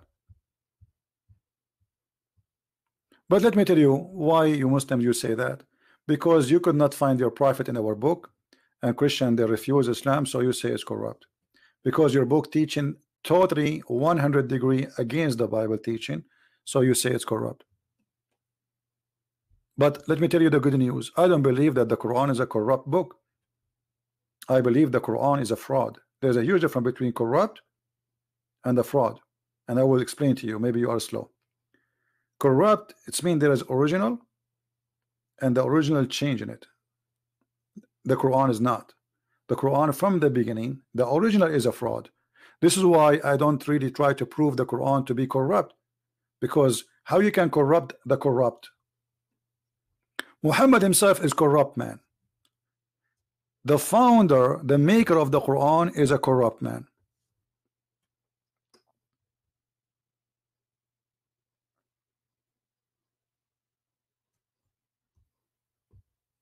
Any Muslim? Until now we have 0 Muslim to call. God who do not know where the sun set, he do not know how the baby is made, he do not know how he think the women have a sperm. I mean, what's wrong with this God? God, he think women have a sperm and the sperm coming from her ribs? What is that? God, he think that the ice is coming from mountains in heaven and he break from there and he throw it at us? So it's very obvious that Muhammad is a scam, is a fraud. This is why we don't try to prove that the Quran is corrupt, because there is no need. We have tons of proof that Muhammad himself is corrupt, and then whatever come from the corrupt man is false.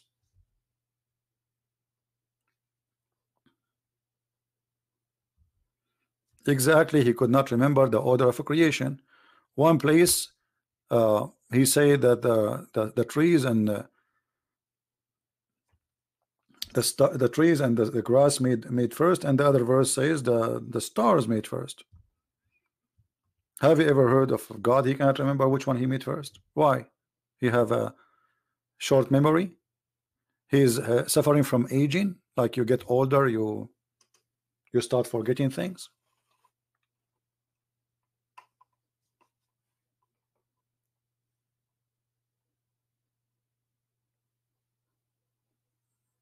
Anyone?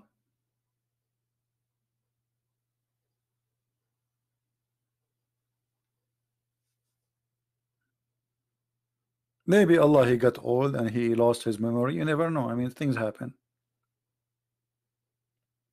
Women call women dogs. That's a lie, my friend. You are a big fat liar. It is your Quran who make the women equal to poo-poo and to donkeys. You want me to show you? Here we go. And now pause for us the verse where Jesus says women are dogs. I challenge you. It's a challenge from me to you. Here we go. Feel free. I'm waiting for you to pause the verse and everybody will die laughing at you. But let me show you that your Quran saying women are equal to poop.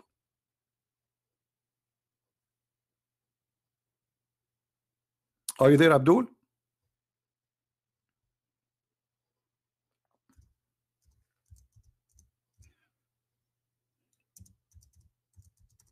Two things will make you unclean if you touch: the poop and women in Islam.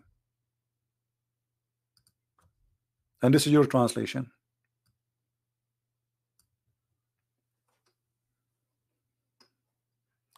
Or one of you comes from the call of nature, or you have been in contact with women, that will make you unclean. Do you see it? Now pause for us the verse in the Bible, Jesus saying that women are dogs and you are a liar. The woman, she said to him, she is worshiping him. So he is quoting for her what the Jews they say. So if you don't believe in our God, so why we will throw our jewel to the dogs, our bread? She said humbly, even dogs, they take the bread of their masters. And then he blessed her. And he said to her, your faith is great. And he did what she is asking for. So you are a liar.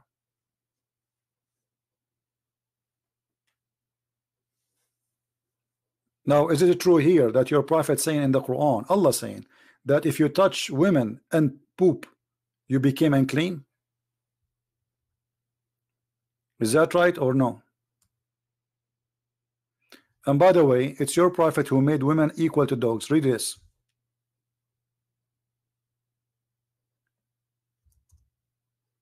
Your prophet, he said, the three things will destroy a Muslim prayer: a dog, and a woman, and a donkey.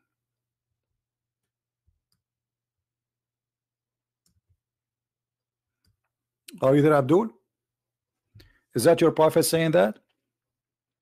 Three things will disturb a Muslim man prayer: a dog, and a woman, and a donkey. Now I want you to say I'm lying. Go ahead.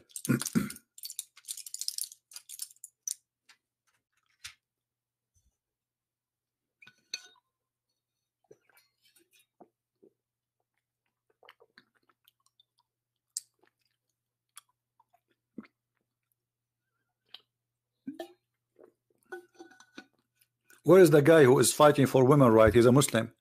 What happened? Three things will disturb, will destroy your prayer if they walk in the front of you: a dog, and a donkey, and a woman. Are you there?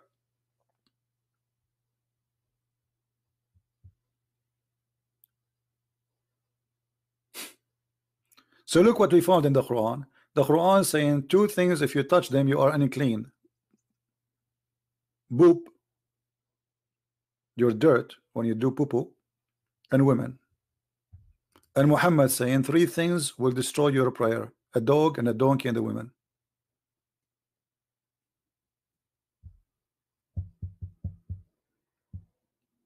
What happened now? You don't want to defend women right no more? I thought you are against women to be called dogs. Jesus never said women are called dogs. You see, God in Christianity is the only God he choose. That God himself, he cometh through a woman. Christians, is it true that we believe that Jesus our Lord, he is born of a woman? So if women are dogs in Christianity, as this liar he said, then how God himself he chose to be born of a woman? That is a big fat lie, my friend. You are a liar like your prophet. Shame on you. Ah, I forgot you are just following Muhammad. When they asked Jesus about what the women, who was going to marry this woman when they go to heaven, look what Jesus said. He said, he and she, they will not be married. They will be the same as angels, which means women and men, they will be equal in heaven. So while Jesus saying women and men are equal in heaven, your prophet was saying that your mother, she will be a sex toy in the heaven for you, somebody.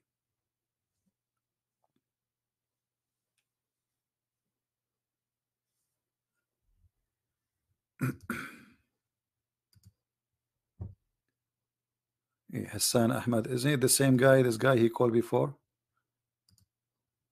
No? All of them, they call themselves Hassan Ahmad these days.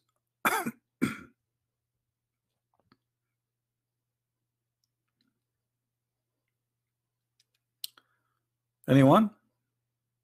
We gave him hello, this Hassan Ahmad. He is not answering. I will give him 2 minutes. If you don't answer, I will block him. Let us give him a call.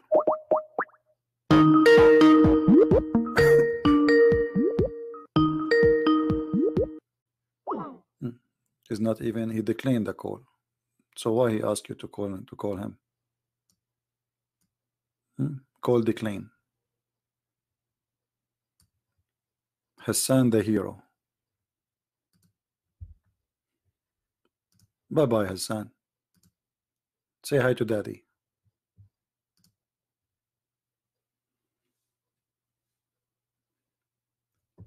Anyone?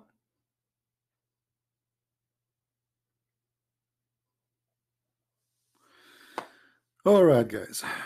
Let us see. I think we have enough for today. I hope we have a good time and we learn something. As you see, Muslims have no answer. And Muslims, they are very confused people. They are following a prophet. They themselves, they say he is a false educator, which means he is ignorant, he is illiterate. They agree. Because a person, the Muslim themselves, they say he do not know how to write, how to read. That's mean Allah, he choose an ignorant to teach us. And then Allah, he asked him, and he said to him, hold on, by the way, Allah said to Muhammad that Allah, the first he gave him, the verse says, he taught the man by the pen. Are you sure you are talking about Muhammad? Do you see, guys? This is the first chapter Muhammad received from Allah. So the Muslim, they say Muhammad was illiterate. So how Allah in the first verse saying Allah, he taught the man by the pen?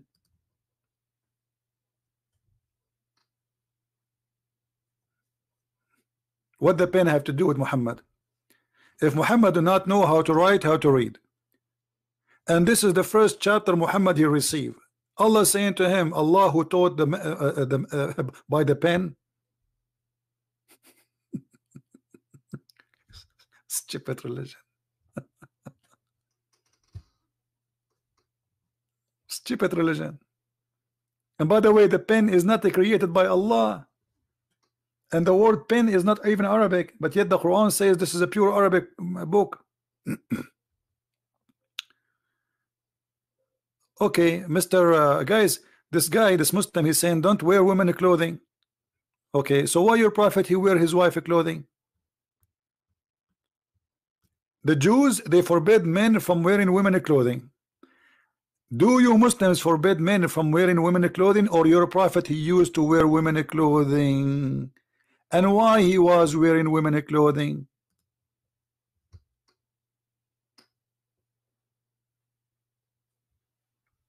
Any Muslim can tell us why Muhammad he used to wear his wife Aisha clothing? Who wanna tell us? The Jews, they don't allow cross-dressing. Muhammad he was doing cross-dressing. Muhammad he used to use eyeliner. He pee like a woman and he wear his wife clothing. Are you there?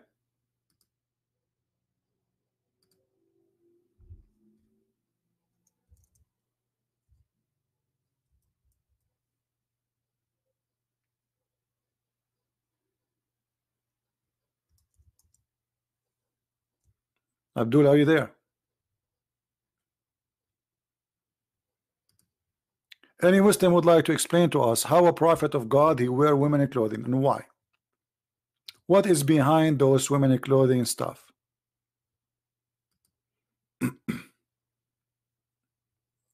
Anyone?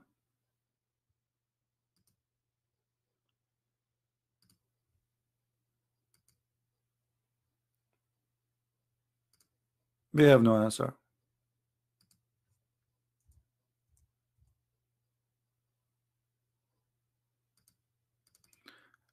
Let us show some reference.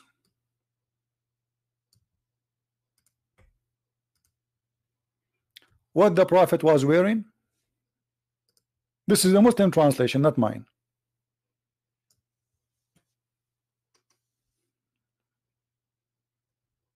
Are you there, Abdul? Yes, the Jews don't allow anyone to wear women clothing. For them, it's a shame. For you, it's okay.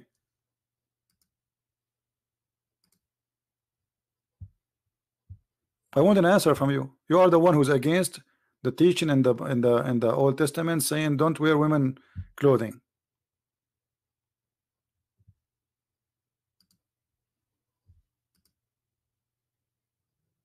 He asked me to call again.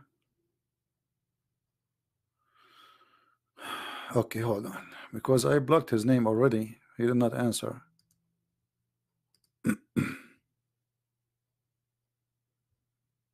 Let me find his name now.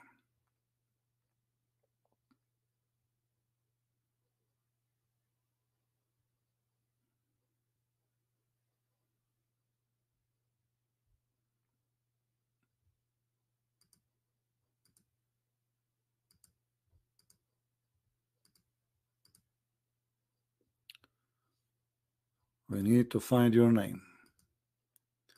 I hope now we will not call him and he will not answer again.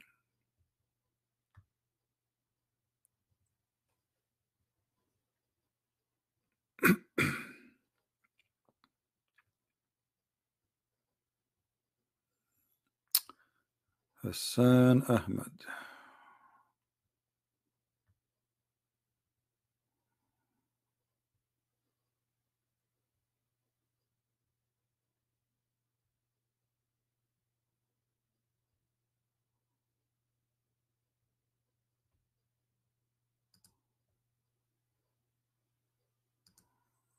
All right.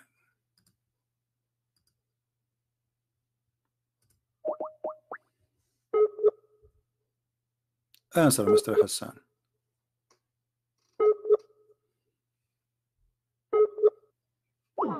He's not there.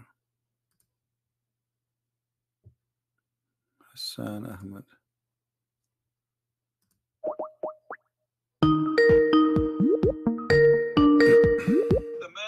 Hello. Yes, Mr. Hassan. How are you? Hello. Hello. I hear you. Go ahead. Hello, sir. I hear you. Go ahead. What do you want to say to us? You're live on air. Hello. Can you hear me? I hear you. Go ahead. Okay, so I was listening to your conversation about Quran, and I just wanted to make a point. I'm not like a debater, but I just want to make a point from where I've I lost you. I lost you. that Hassan. Say during again. Prophet's lifetime. Say again, Hassan. I lost you. Sorry. Hello. During Prophet's. Yeah. Yes. So during Prophet's. So you, as you were making a comment about Prophet, that the Quran is corrupted, right? Is what? You're basically making a comment that Quran is corrupted. Corrected? Corrupted. No, C-O-R. no, I did not say that. It's, you cannot corrupt something as a fraud. The book is a fraud, all of it. It's Okay, not corrupted. so first of all, so if you don't believe that it's a revelation, that's one thing. But I can give you a logical thinking about well, if it's the revelation, and if it's the book of God, it's the word of Allah, then and then we can debate about whether it is changed over time or not. Okay, I'm listening, So Hassan. Go ahead. I'm listening. Go ahead. Take your time. Okay, so my point was logically thinking. Okay, so imagine the prophet, okay, and he's spending his life through, and the Quran is being revealed to him, and what was going on, that there were like a lot of people who were actually memorizing it. Okay, like they were like thousands. They were like thousands. You know that it's been written in the books, and let's just say even the goat had eaten it, like the verses of the Quran which were written. Okay, so what about those thousands of people who had memorized it? So you're making a point is that, I mean, or let's go back to the history. Let me ask you: Did you memorize any song? Did you memorize any song in your life? Did you memorize any song in your life? Let me my friend Hassan, I got your point. But I'm asking you. There's millions of people memorize songs, but doesn't mean that those songs. Hold on. Doesn't mean that those songs are from God. So I'm not asking you if the Quran is correct. Listen, from the beginning we say memorized it.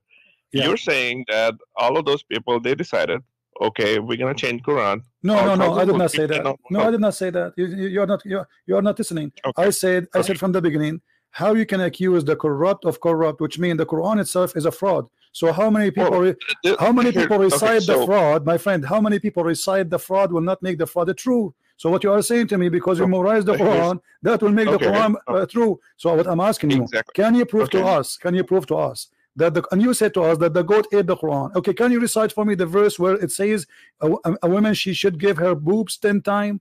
You said the Muslims are memorizing by thousands. Okay, I want you to tell me this verse. Just only this verse.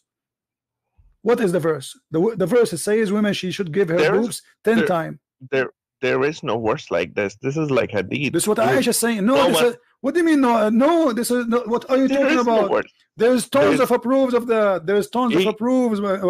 Listen, even Aisha, she was practicing breastfeeding for anyone when I enter upon her. She ordered her nieces, her sisters to do breastfeeding for adults for anyone when I enter upon her. Oh, okay. So what you're saying? So basically, you're making a logic about like proving that I have to find these verses in the Quran. What will it prove to you? Just they give prove to me this that answer. that your claim of thousands of people reciting the Quran that will make it legitimate. No, not reciting Quran, memorizing Quran. Memorizing, actually, because at that reciting, time. my friend, reciting is a word mean memorizing. You speak English better than me, because recite what you memorize. So they recite what they memorize, and that supposedly, according to your logic, will make the Quran accurate. But here we go. We have your prophet receiving verses from Allah saying a Muslim woman she can and she should give her boobs 10 different times. Okay, sir. And, let me just clear one thing. It's like you're comparing the iPhone with an Android. Okay, here's the thing. Imagine if which one is iPhone and which is Android. Your prophet is the iPhone. Your prophet is the iPhone. Dude, sir. Your prophet is the iPhone. No. I'm just telling you something. Hold on. But my point was that you're basically comparing Quran with Hadith. Okay, so hold on. If there is something which is contradicting, which if Hadith is going against Quran, that's a weak Hadith. That's what we actually. Okay, guys, did you hear this? Narrations. Did you hear this? Okay, there's a Hadith says don't do mut'ah. The Quran says do mut'ah. Which one you follow? You said to me, everybody heard Quran, you. You said if the Hadith contradict the Quran, we don't take the Hadith no more. Okay, the Quran says do mut'ah. So what do you do? Do you do mut'ah? The Quran does not say. I read Quran. Okay, read chapter 4, verse 23, 24. I've read Quran. Hold on. Okay. Chapter. What's the chapter? Chapter 4. Chapter 4. Hold on. It's on Google. Is it on Google, by the way? I mean, I thought in the Quran is in your chest. You memorize it. It's in Google now. Okay. No. I'm not. I have not memorized it. I've read it. Okay. Okay. And I mean, I've like other things to memorize too. But yeah, I hope I will one day. Chapter 2. Chapter 4. Chapter 4. Verse number 24. Yeah. Verse number 24. 24. What translation you like to read it from? Quran. Okay. No, I'll see that. You want to see tafsir? No. Yeah, no. I'll see the whole context. Of course, okay, I will. See the whole context. You are expert. Well, Masanat Manasa. Hold on.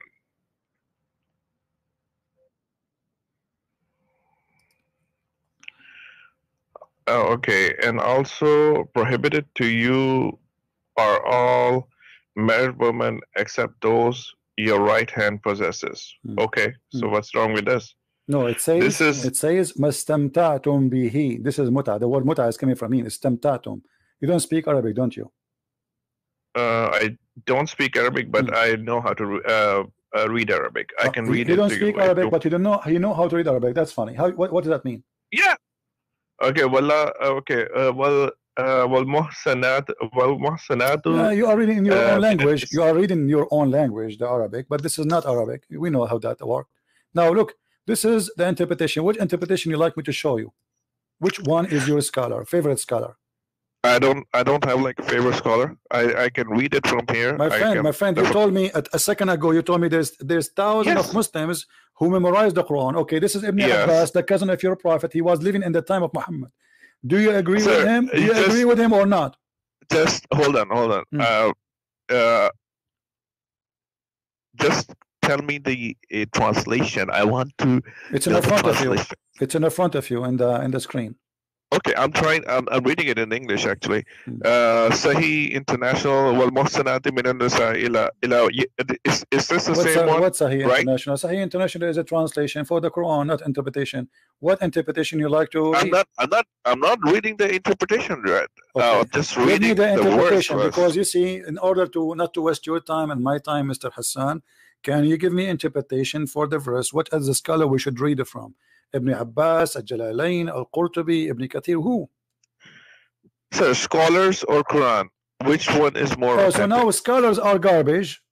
And no. Hold on. I'm saying, hold on. My friend, Sir. I'm saying scholars because they are the one who they are in charge of explaining the Quran to you.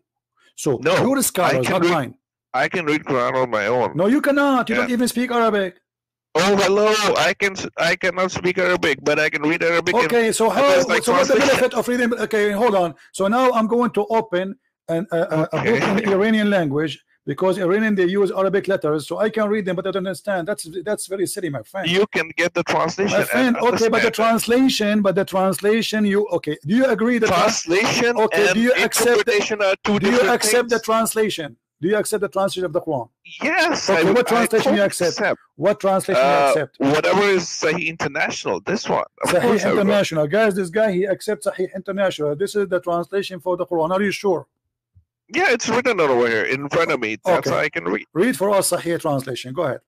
So, and also prohibited to you are all married women, except those your right hand possesses.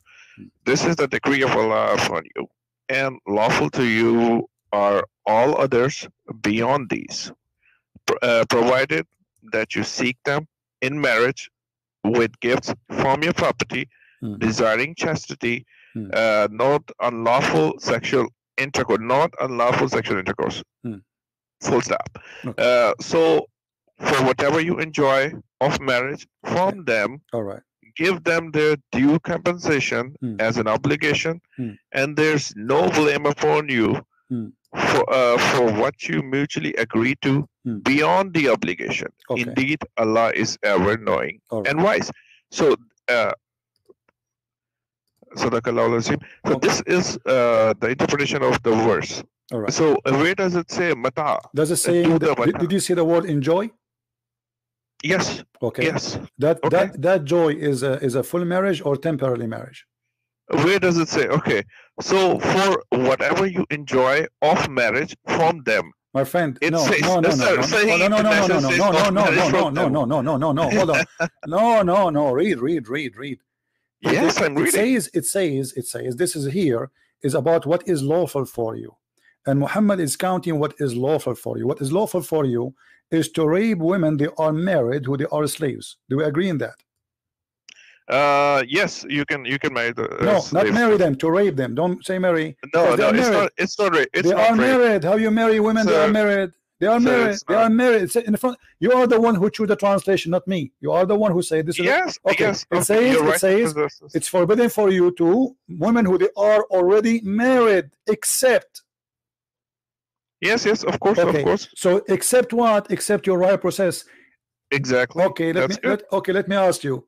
Muhammad, when he says it's lawful for you women already married, how you can marry unmarried women according to you? No, it says and married women except those your right hand possesses. Thank you. So married women are forbidden except married women who they are slaves.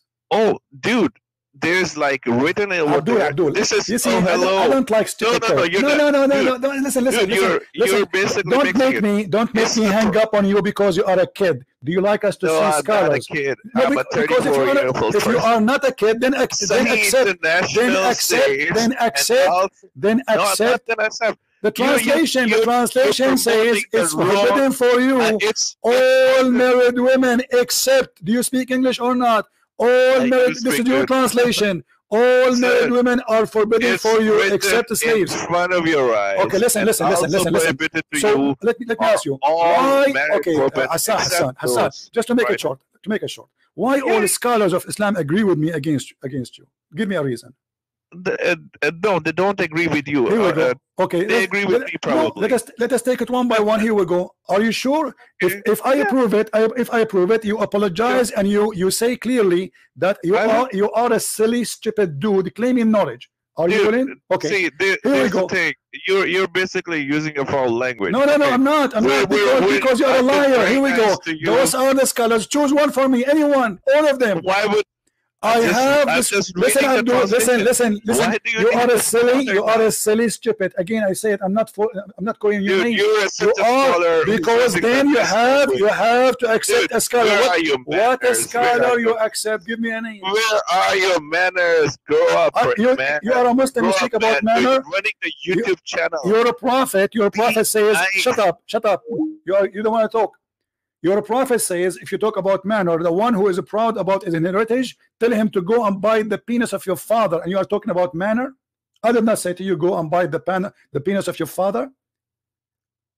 I am not the one who says, go and suck the clitoris of your mother. Your prophet did. And you are talking about manner? And when I say to you, and I will call you again, I want you to show me a scholar agree with you. It's a challenge. Don't keep talking. Now, here we go. In this website, we have thousands of scholars explaining the verses. I challenge you to find one of them agree with you, and I will call you back.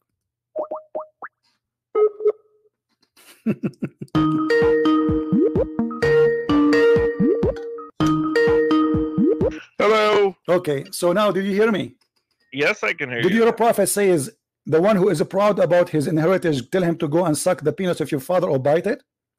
Where does it say that? Come here on. we go. Here we go. You say, okay, here we go. Okay, hold on. Here you go. Okay. In front of you, we'll put it. Okay, here we go. You're jumping. No, we are not jumping. We'll go. Okay, you don't. Let us go there after we finish. Then you are saying I'm jumping. So, what scholar you agree with? Even okay. What is scholar? What is your scholar? Please don't waste my time, sir.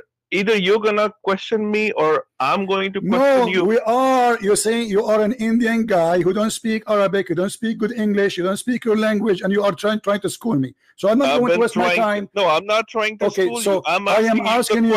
Okay, no. You said that there is a scholars agree with you. Can you name one for me? I'm asking you the questions. You're not answering my question. You need to prove your point, my friend. You need to prove it. You said I am lying about the muta. Here we go. This is Ibn Abbas, the cousin of your prophet, saying that this is a temporary marriage. Dude. Okay, let's just say. Is that a temporary marriage or not? Temporary marriage. It's in Shia. You know that. No, this is Sunni. Ibn Abbas is not a Shia. Are you stupid or what? This is not a Shia. You are stupid or what? Sahih al-Bukhari is a Shia book. Sahih al-Bukhari is a Shia book. Dude, it doesn't. Sahih al-Bukhari is a Shia book. Anything about is Sahih al-Bukhari a Shia book? I'm reading in front of you. Sahih International people, just Google get the lost. words. Don't call me again. Just get lost. You are a stupid idiot. All the Muslim scholars and people are laughing at you. This is why you don't want the scholars to explain it. And you said if something against the Quran, you will not accept it. The Quran, all of it, all the scholars of Islam says this is about temporary marriage.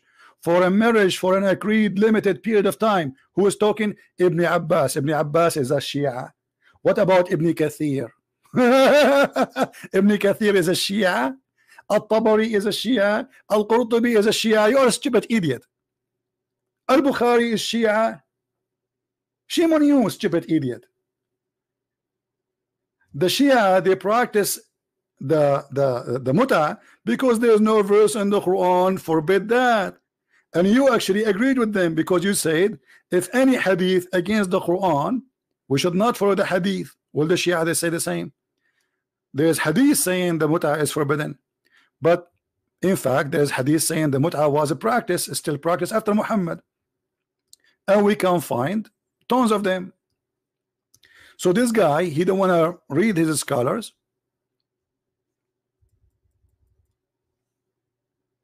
because he knew that he's wrong. Secondly, if the Quran is a change or not, who care? The Quran is a stupid book. Sunset in murky water, beat the women. Look at this. This is Sahih of the Shia or the Sunni, Sahih Muslim. The joke of Shia, this is stupid. This is, people are laughing at you. We did muta in the time of the Prophet, temporary marriage, and we did it in the time of the Prophet and during the time of Abu Bakr and Umar. Who is saying that? The Sunni. This is Sahih Muslim, you idiot. This is not the Shia book, and it's Sahih, very authentic. So when we go in the Quran, we find this, and this is Ibn Abbas, the cousin of your Prophet, and he is a scholar for the Sunni and the Shia. What about Al-Qurtubi? What about Al-Jalalain? Al-Jalalain must be Shia too. I mean, it's amazing how they try to fool you. Big mouth. They speak too much, but they say nothing. That is the truth. And the funny, he says to me, you are using a bad language for what? For calling you stupid and liar? Well, you are. Because the reason I call you stupid, because you think by saying I don't accept hadith, you can fool us. Well, the Quran ordered you to follow the hadith, because the Quran itself is a hadith. So who are you to say I don't accept the hadith? The Quran itself, it says it is a hadith. And when you say to me, I accept Sahih International as a translation, it's in front of you. It says, already it's forbidden for you, women are married, except those who they are your right hand possess.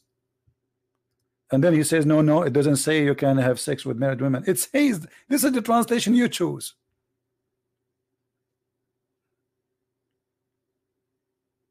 Oh, we can go now to Ibn Kathir, all the Sunni scholars. Not a single one of them agree with you. You know why? Because you are a liar. This is why you choose not to choose any of the scholars. Which scholars you want to read from? Shall I go to Ibn Kathir right now, live on air? In English? Are you going to say Ibn Kathir is a Shia? I think you will. This is the only way to escape. Ibn Kathir is a Shia now. Hey, Ibn Kathir, are you Shia? Yes, I'm a Shia today. I converted to Shiaism today. Let us see what Ibn Kathir he will say. Yeah, the Ibn Kathir must be Shia too. Al-Qurtubi must be Shia. Al-Jalalain must be Shia. Al-Tabari must be Shia. Al-Baghawi must be Shia. All of them, they are Shia, brother. Here we go. And you say to me, no, it's not about having sex with married women. Read it, liar, idiot. Those you acquire them from war. They came to the Prophet, says, should we have sex with them without marrying them? Even do we have orgasm inside? You know what I'm talking about. He says, yes, you can do that. Shall we stay like, you know, we do like you know, like we have sex without coming in? He said, no need that. So Muhammad, you don't care even to know who is the father. Read it. And this is Sunni book. We capture some women from an area of Atwas who were already married, and we dislike having sexual relationship with them because they already have husbands. So the Prophet, he gave them this verse. Liar, idiot, stupid. Stupidity is ashamed of you because you are not stupid enough to join. You are more than stupid. You are like mentally ill. And then here, let us see about the muta. So with those among you who have enjoyed, give them require do, means to enjoy sexually, surrender to the blah, blah, blah, blah, blah, blah. And then he says, read, you idiot. This is Ibn Kathir. So those among you who have enjoyed them, give them. They require do, was revealed about the mut'ah marriage. A mut'ah marriage.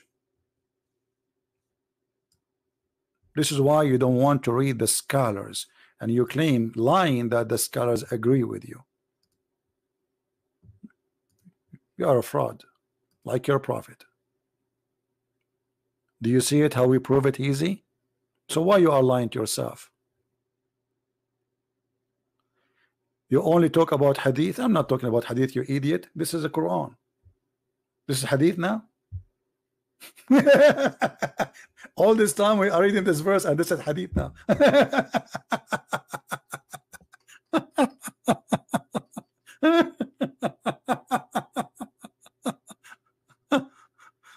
Unbelievable. This is Quran. No, this is Quran. This is and why you don't want to talk about the hadith? Are you ashamed of your prophet, brother?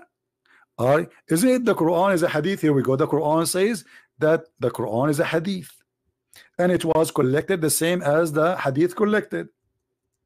The same.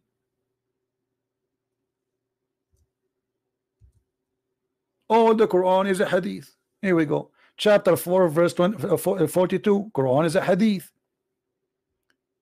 487.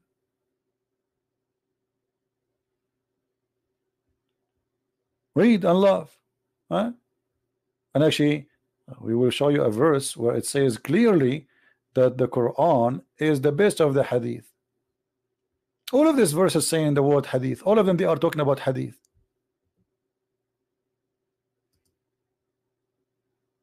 All those verses, it says the Quran is a hadith.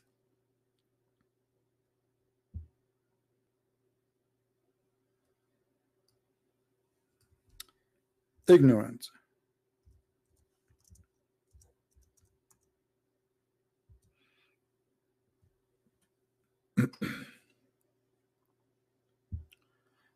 Any Muslim? No, hadith not mean saying. Hadith is a speech mention.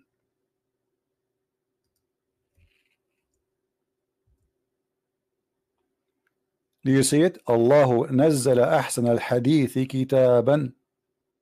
Do you see it? So why you are arrogant? The Quran is a hadith. And by the way, the Quran should not be collected by the Muslims. Look what the Quran says. Inna alayna jam'uhu wa qur'anuhu. It is on us, Allah saying, to collect the Quran and to recite the Quran. So where is the Quran today, which collected by Allah?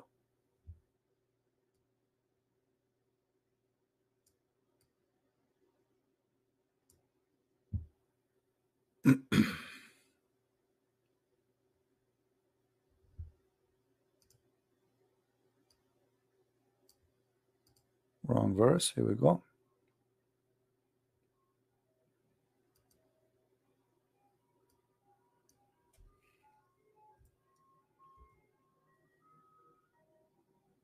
In alayna, the search engine is Djupet. Okay, here we go. Chapter 75, verse 17. It is on us to recite the Quran and to collect the Quran. And look at the translation here. Indeed, upon us is collection, and put between two brackets in your heart. In your heart. See how they try to find between two brackets in your heart. How it is a book and it is in your heart, and people will die. It doesn't say in your heart. That's a false translation. You change the translation, the word in your heart disappear. Why? Because it's a fraud. As usual. What is in your heart? Huh? Just change the translator. Liars. There is no honesty. We believe all people born Muslim. That's another stupid. I agree with you.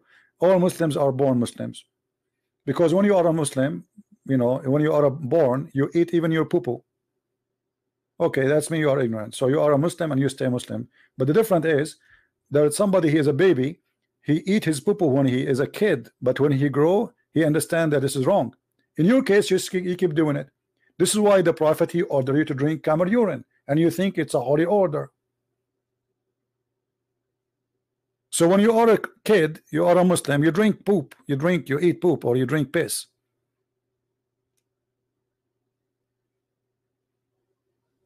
That is the truth. And by the way, everyone is born as a Muslim. Correct, guys? He just said, Muhammad, he said, but this is in the hadith. So he don't want me to talk about the hadith, but they quote the hadith for me. And as long everyone is born as a Muslim, so why a newborn baby he will go to hell? Look at this hadith. You just said something very important.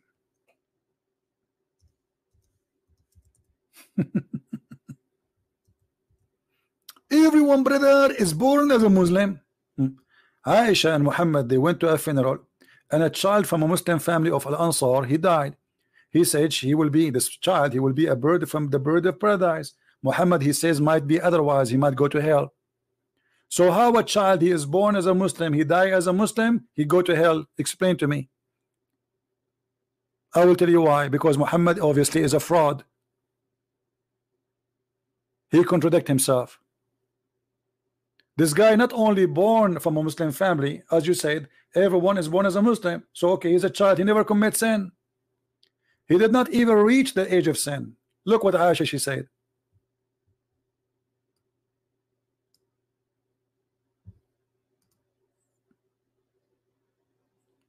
Okay, guys, this is because Muslim go to submission. What this guy is talking about? It's a kid, it's a baby. You just told me yourself that everyone born is a Muslim.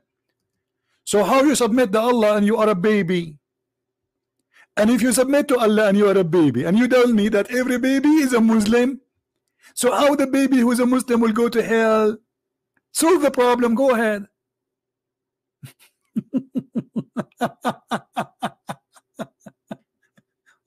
What a stupid cult. A brother and sister, every person is born as a Muslim. Okay, this guy, he is born as a Muslim. There is separate taste after life. Guys, there's a taste after life for the baby. They will take the baby to nightclub and they will say to him, do you like to drink camel urine or you like to drink whiskey? If he accept whiskey, he go to hell. If he accept camel urine, he will go to heaven. And just go. Let your dad talk to me, idiot. After life, there is a test for a baby. Have you ever heard of a stupid cult like this? After life, the guy, he died. But isn't it the Quran says that Allah will judge you until your last breath, and then after that there's no, that's it? This is against the Quran, you idiot.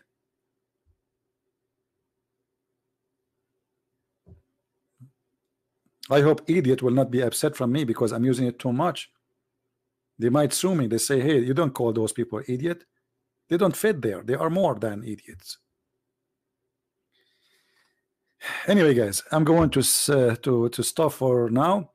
Do we have a good time? Don't forget to download the video immediately after we finish because we don't keep them for long. But as you see, the Muslims are desperately trying to fool us.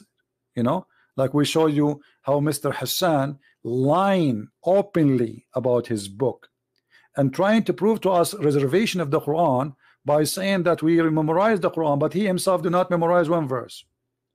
And not only that, the reason for the Quran to be collected because Muslims were dying and left and right, and Uthman ibn Affan himself, he burned all the other Quran. Why? Because they are different. If they are the same, we don't burn them. If we have the same books, if we say we have 10 Quran and all of them they are exactly the same, why wouldn't I burn them? He burned them all. And he made his own version. And by the way, they don't have even the book of Uthman.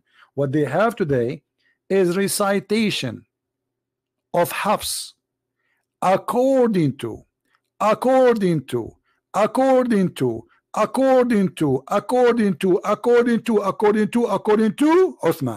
according to Muhammad. They don't have a book. The book of Uthman is nowhere to be found. Even the book of Hafs nowhere to be found. There's no book. It's called Book of Hafs. Recitation of Hafs. And Hafs, according to Muslim Sunni, is a fraud. This is why any hadith from Hafs is invalid. Why? Because he is a fraud. So how you accept a person you accuse him to be a fraud to give you the book?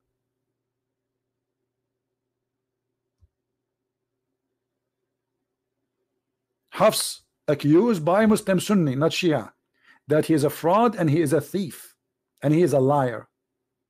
If I type right now in Google, give me a second, in the front of your eyes, just to show you what the Sunni they say about Hafs.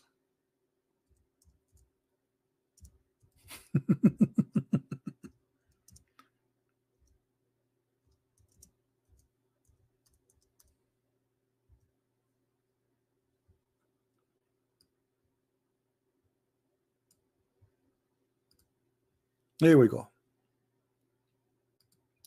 This is a website. It's called Ahlul Hadith, the people of Hadith, Muslim, Sunni. All of it is people, they are Sunni, and they are quoting for you how many Islamic books. The one who is posting, I choose, I mean, anything in the internet. Abu Abdullah Ar-Riyani, Multaqa Ahl al-Hadith. This is the website. All right.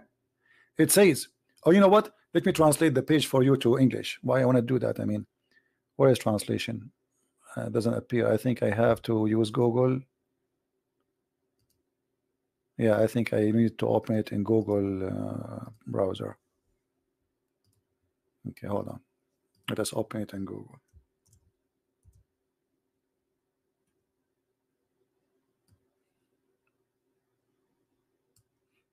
Translate to English. Here we go. And let us zoom in a little bit and look at this disaster, what the Muslims they say about Hafs.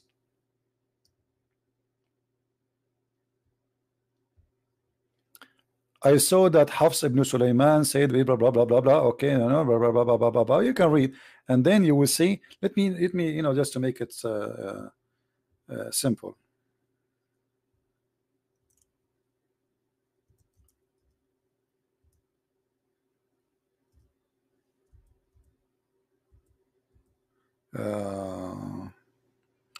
What we will search for, hold on, just to avoid reading all of it. But all of them, they say that he is not trustworthy, he is a liar, he is a fraud, they do not accept his hadith. All hadith is munkar, which means yuck, yuck.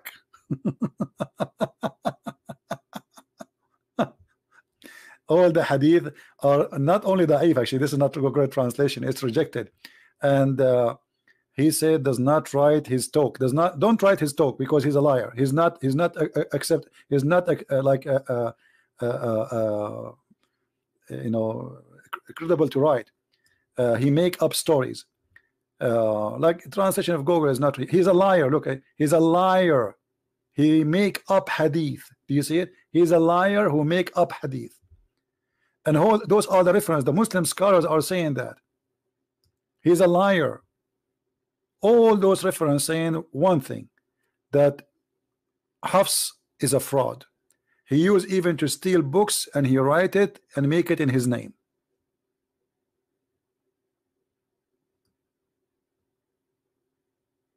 Do you see it? This is the one you are reading the Quran from. He's a fraud according to the Muslim Sunni, not the Shia.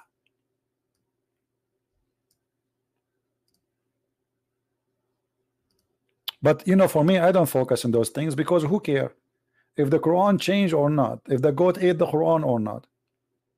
Aisha, she said that the chapter of Al-Baqarah used to be equal to the chapter of Al-Ahzab. That means there's 200 verses are missing in one chapter alone.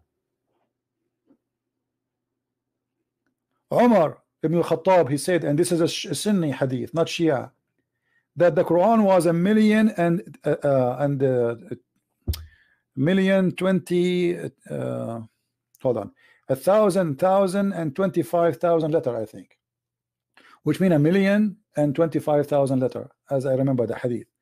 But what we have today is not even 20%. So where are they? But I don't care really if the Quran is gone or not. The Quran today is stupid. What about you? You prove to me that the Quran we have today is not stupid. God who think the sperm is coming from a sperm of a woman when women they don't even have a sperm.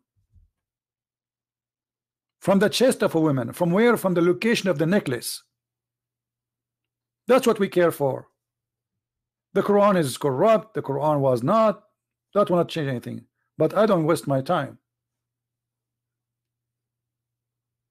My friend, you were born as a Catholic and you used to be the Pope. I know all this game. I know it. You know what? Why you don't call me Mr. Catholic who was born as a Catholic? Just to get you busted.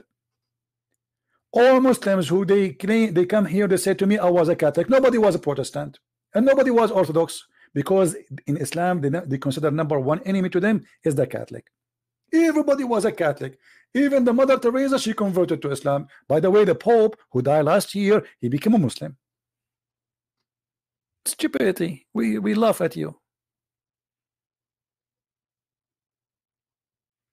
Once I went to a Muslim chat room and I paused there. I said, hey guys, the Pope and his mother-in-law and his third wife who passed away last year, they converted to Islam today. The admin in the chat, he said, Allahu Akbar, Allahu Akbar. Stop, guys, stop the text, stop the text. Look what this brother is saying. Look. The Pope mother-in-law who passed and his wife who passed away last year, they converted to Islam today. Allahu Akbar. Stupidity. I just said who passed away last year. And the chat room went so crazy. Allahu Akbar, Allahu Akbar, Takbir, Allahu Akbar. They don't have a brain. Just say to them a Catholic who converted to Islam, because this is their enemy. She passed away last year, and then one of them, he says, brother, he says passed away last year. How this happened? So they I bounce him, brother, bounce him, kick him out of here. He's making fun of us. But it was too late. Stupidity. All of them, they used to be Catholic. By the way, we have the sons of the founder of Hamas, one after one, leaving Islam. Don't you know? We have millions of Kurdish and Persian and Arab are leaving Islam. Don't you know?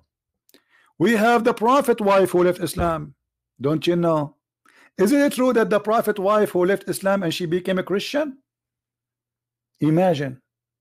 The prophet wife, she left Islam and she became a Christian and she married a Christian man. The prophet wife himself.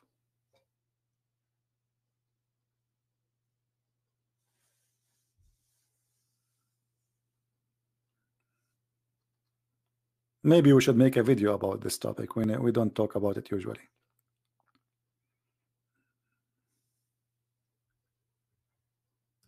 Any Muslim? Mayday, mayday. A Muslim is texting me in Skype.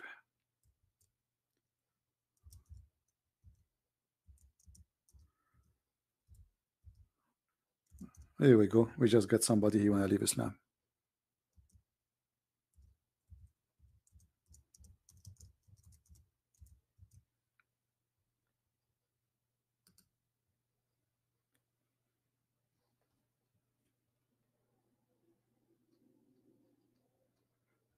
All right.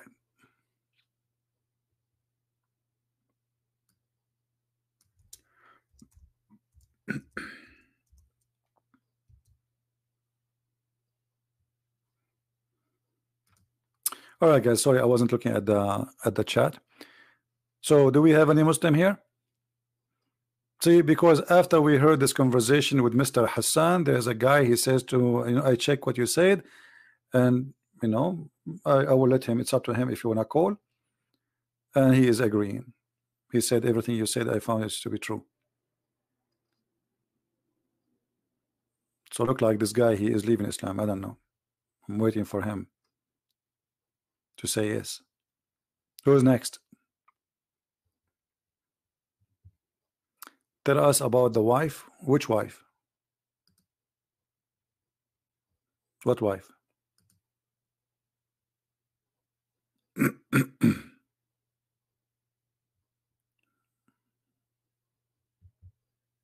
You mean the wife of Muhammad who left Islam?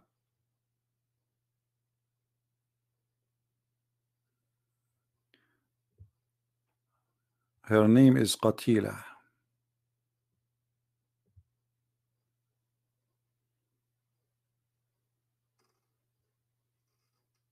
She left Islam and she gave Muhammad a big she married his enemies.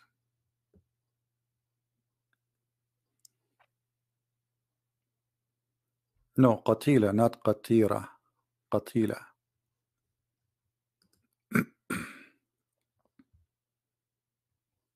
قتيلة بنت قيس بن سعد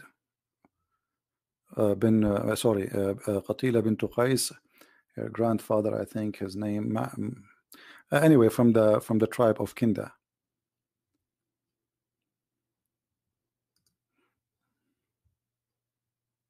Can you prove Christianity is true? Yes, by proving Islam to be false. I just did. Because that's mean, you see, Muhammad already agreed that Jesus is a prophet, right? And you believe what Muhammad said, correct? Okay. And Muhammad, he says that Jesus is right now in heaven.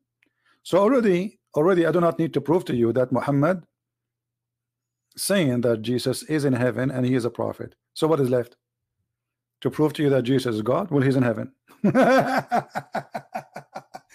Everybody is dead except Jesus in heaven. So if you believe in what Muhammad said to you, which I don't believe in what he said to me,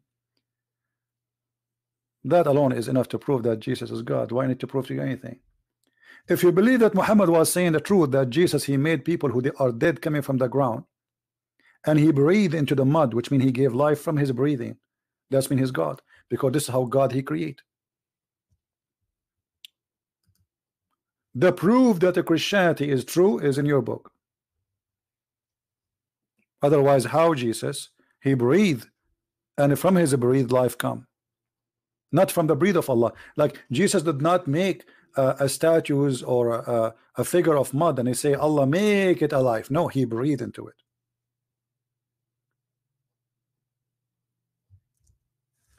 The Muslim then they say, oh, it says that by the will of Allah. Who care?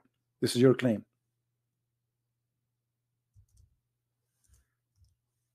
According to you right now, I am attacking Islam by the will of Allah. Prove it. And if this is true, that means Allah is stupid.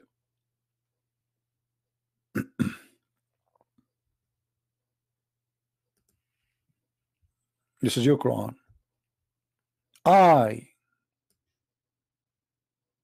Okay.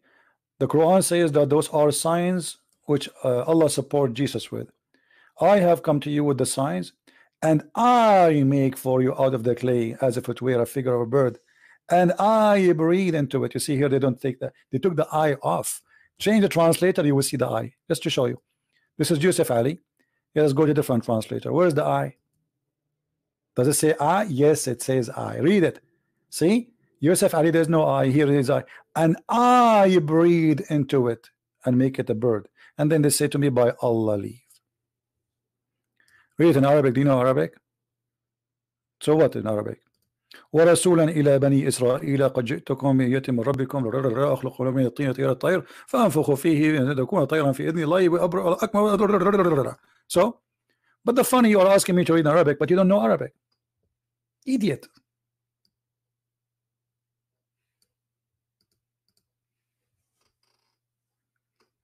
You just said that you are an ex-Catholic, so you do not know Arabic, and now you are asking me to read in Arabic. I mean, who is the fool here? Yeah, you know Arabic. Yeah. Call me, Mr. Arabic. You know Arabic. Call me so we can laugh. You see how you get yourself busted?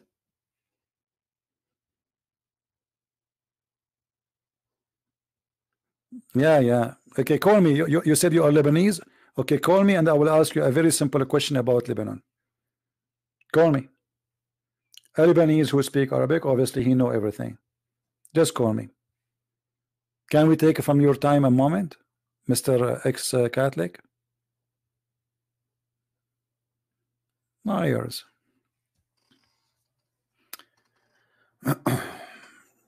By the way, I used to be Muhammad. Yeah. And Allah guided me and made me Ali. And then Allah guided me again and I became a Christian prince.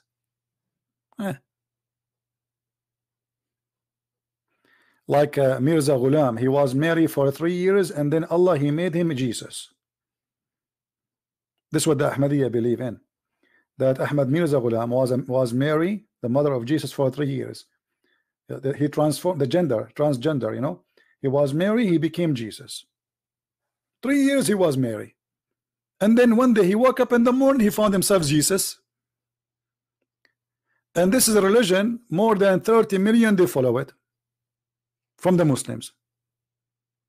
You Muslims follow anything, like a chicken following anything, like a baby chick, when he came out of the egg, anything move in the front of it, even if it's a cat going to eat him, he follow it.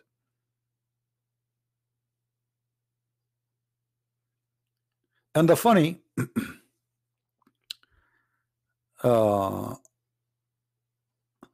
you will embrace Islam. I embrace Islam already every day. Don't you see? I do what Jibril do. I embrace Muhammad and I squeeze him. Mr. Free, have you ever heard of a prophet he been squeezed to be activated? Free, why you don't call me and explain to us, if Muhammad is a prophet of Allah, why the angel did not say to him assalamu alaikum and he starts squeezing him? I want to know what the secret behind the squeezing. Do you know? You see, I embrace Islam already. This is why I'm squeezing Muhammad every day. And you see what is coming out of him. This is why we ask people to bring their diaper with them. Here we go. You're a prophet saying that a man, he came to him, he did not say assalamu alaikum, and he starts squeezing him forcefully, and he said to him, read. But the prophet do not know how to read. Look like the angel, he do not know that the prophet do not know how to read. So he squeezed him again, and the prophet, he said, I cannot read it. You know, like, and then he squeezed him for the third time. I mean, everything in Islam is a 3. The first thing happened to Muhammad was a 3. But they are against Trinity. Anyone can tell us why he squeezed Muhammad 3 times? Is that in the name of the Father, the Son, the Holy Spirit? And what the angel was expecting from the squeezing to come out? What is exactly the purpose of the squeezing? There is a clear evidence that a human invent gods. Human have invented many gods. Well, you invented Allah. Here we go. You never saw Allah. You have a prophet who tried to commit suicide many times. Look at this, the same hadith. Here we go. And this is Sahih al-Bukhari.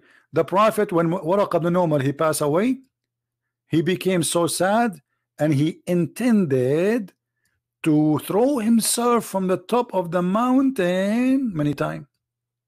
Do you see it? You have a crazy prophet. If you search right now why someone will intend to throw himself or to kill himself, either he lost hope or he is mentally ill, like something happened, a disaster happened in his life. This is a prophet of God. He just started to be a prophet. Why want to throw himself from the top of the mountain? Unless it's mental illness. They challenged me, but they are in the chat. Why didn't call me?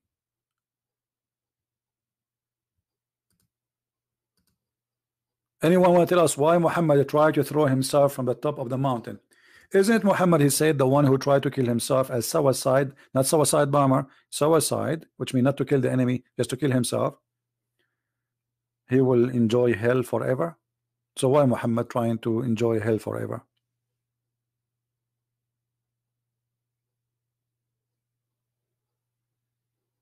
Any Muslim have an answer? And why he's trying to commit suicide? Because Muhammad, he don't believe he's a prophet. Read carefully. Each time he tried to commit suicide, the angel, he appeared in front of him. He says to him, "Oh Muhammad, you are indeed a messenger of Allah in truth." Whereupon in his heart become quiet and he calmed down and he go back home. Second day he come back to throw himself. What a crazy guy. The angel just yesterday he told you you're a prophet. Why you are doing that again? Because he's mentally ill. A camel wheel, I'm not enjoying you. I'm not ignoring you, but you are a camel and you are a wheel. What I would do with you? I ride a car and I don't drink camel urine. So what I would do? What is your need, camel wheel?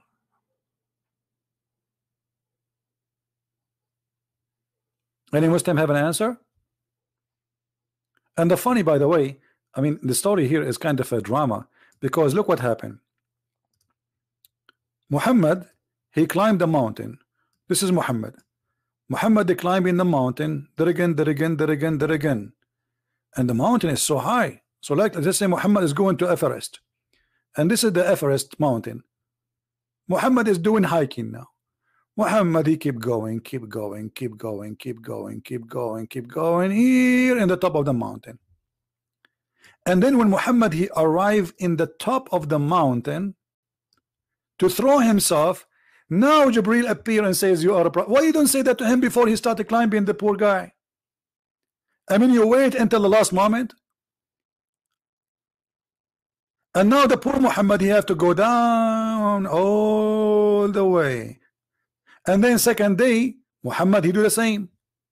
He started climbing the mountain. Muhammad now is climbing the mountain.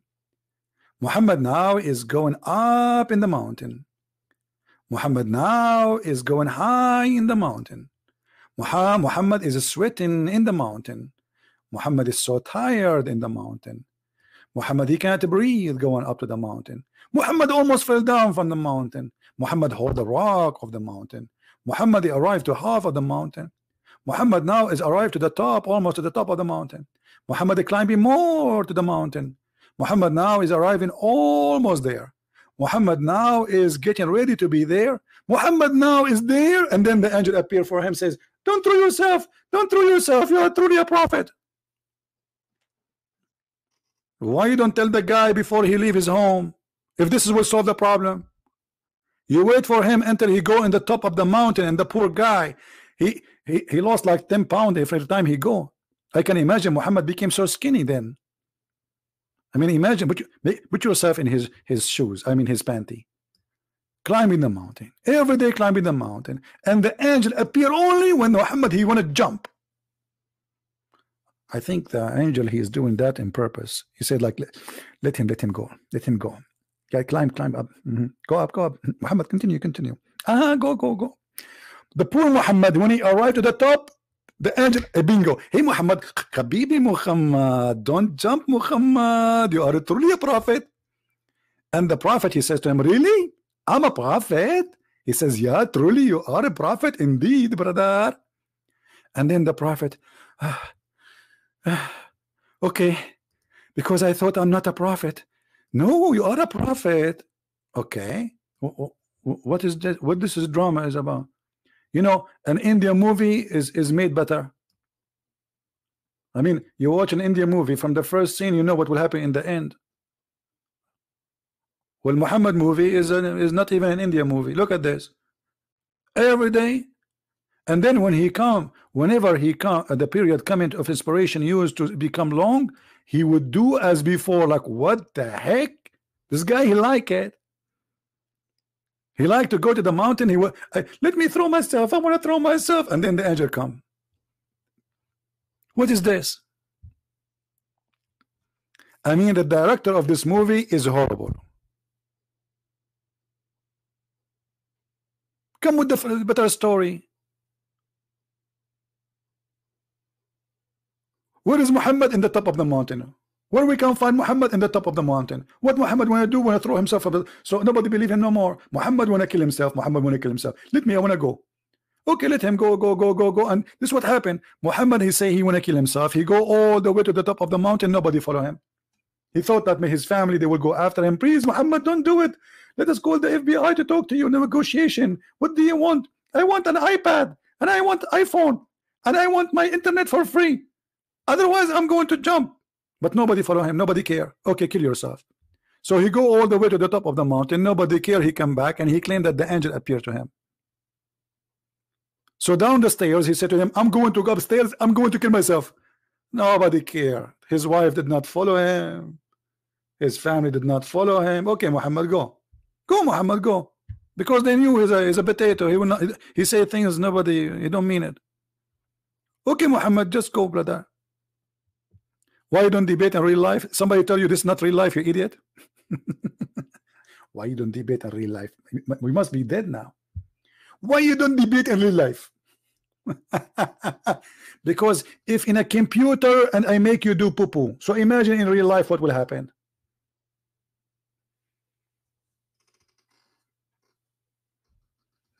If we are just using a computer, what will happen in real life? I will squeeze you and hummus will come. Hummus.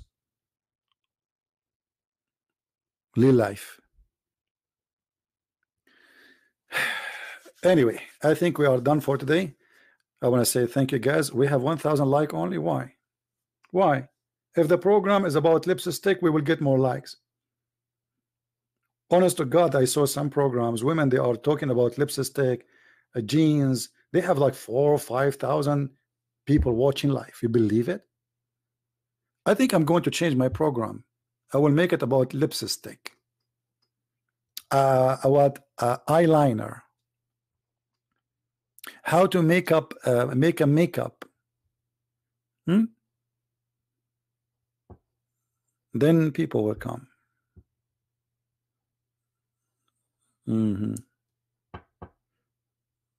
Yeah. Oh, you know what? I found a solution to make you watch me more. Guys, if you don't come tomorrow, I'm going to climb the mountain. Okay? I'm going to climb the mountain in Colorado. And I'm going to jump in the top of the mountain. So by the time I go in the top of the mountain, if I don't see in my chat room, I have like 5,000 people, I will throw myself. And then when I arrived to the top of the mountain, I found that still there are just 1,000. Nobody care really. I said to myself, let me try again. Okay, guys, today I'm not going to because Nzil Zabril, he appeared to me. I will do it tomorrow. I'm going to climb the mountain tomorrow and I'm going to jump. I will kill myself if you did it to 5,000 people. And then the second day I do the same. And nobody come.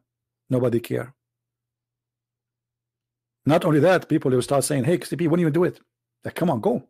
Hey, buddy, please, for the sake of the legs, for the sake of the shin of Allah. Okay, let's block this guy.